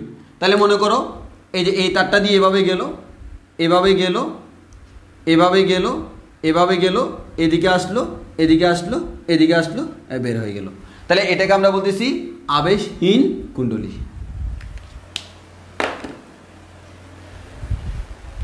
ওকে, আর পড়াবো না আজকে, এতটুকু পর্যন্ত। এতটুকু সবার ক্লিয়ার হয়েছে কিনা একটু বলো, এতটুকু সবার ক্লিয়ার হয়েছে কিনা একটু বলো। এই যে আবেশহীন কুণ্ডলীটা পড়াই ফেললাম, আজকে আমাদের নাই। তোমরা এতটুকু পর্যন্ত বই থেকে পারস্পরিক আবেশ পর্যন্ত পড়ে ফেলবা আর ট্রান্সফরমারটা দেখে রাখবা। পারস্পরিক আবেশ পর্যন্ত সাথে কি দেখবা, ট্রান্সফরমারটা দেখে রাখবা।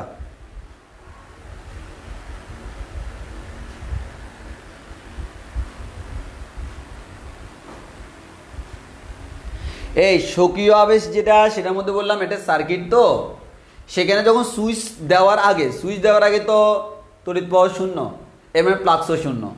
যখন সুইচ দিলাম তড়িৎ প্রবাহ যতটুকু হওয়ার কথা, মনে করো 10 এম্পিয়ার হওয়ার কথা 10 এম্পিয়ার হলো, প্লাক্স যতটুকু হওয়ার কথা ততটুকু হইলো। তাহলে এই শূন্য থেকে এতটুকু হয়ে গেল না, এর মানে কি প্লাক্সের একটা পরিবর্তন হয়েছে না। এখান থেকে এতটুকু হয়তো ক্ষুদ্রাতি ক্ষুদ্র, একেবারে 0.0002 সেকেন্ড একটা টাইম লাগছে, ছোট্ট, বাট তাও তো লাগছে।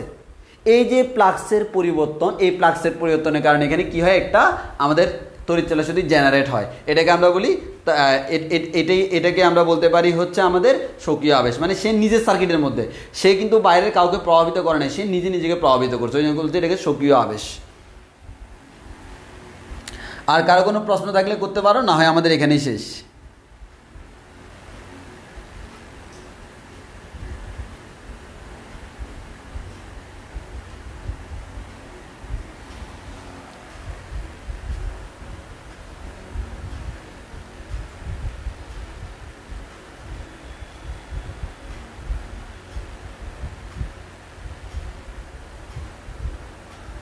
আচ্ছা, একজন বললে এল কেমনে পাইছিলাম, ওই যে আমরা এটা বলছিলাম না,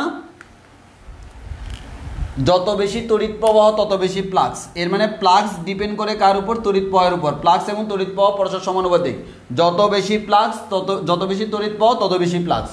তো আমরা এখান থেকে বলছিলাম ফাই ইকুয়ালস টু কত, ফাই ইকুয়ালস টু হচ্ছে কনস্ট্যান্ট কে ইন্টু আই। তো স্বকীয় আবেশ গুণাঙ্কের ক্ষেত্রে এই কনস্ট্যান্টটাকে আমরা বলি এল, আর পারস্পরিক আবেশ গুণাঙ্কের ক্ষেত্রে এই কনস্ট্যান্টটাকে আমরা বলি এম। অর্থাৎ স্বকীয় আবেশ গুণাঙ্ক এটা একটা ধ্রুবক, পারস্পরিক আবেশ গুণাঙ্ক এটা একটা ধ্রুবক। জাস্ট কথা হচ্ছে ওই কনসেপ্টের উপর ডিপেন্ড করে ধ্রুবকটাকে আমি নামকরণ করলাম এল আর এম।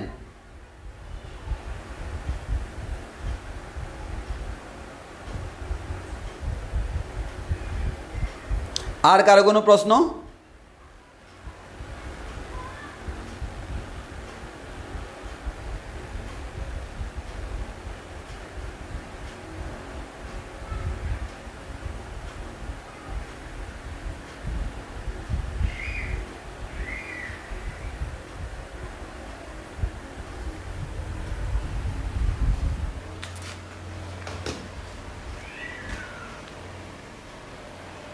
ওকে, তাহলে আমরা আজকে এতটুকু বললাম। আগামী ক্লাসে মনে হচ্ছে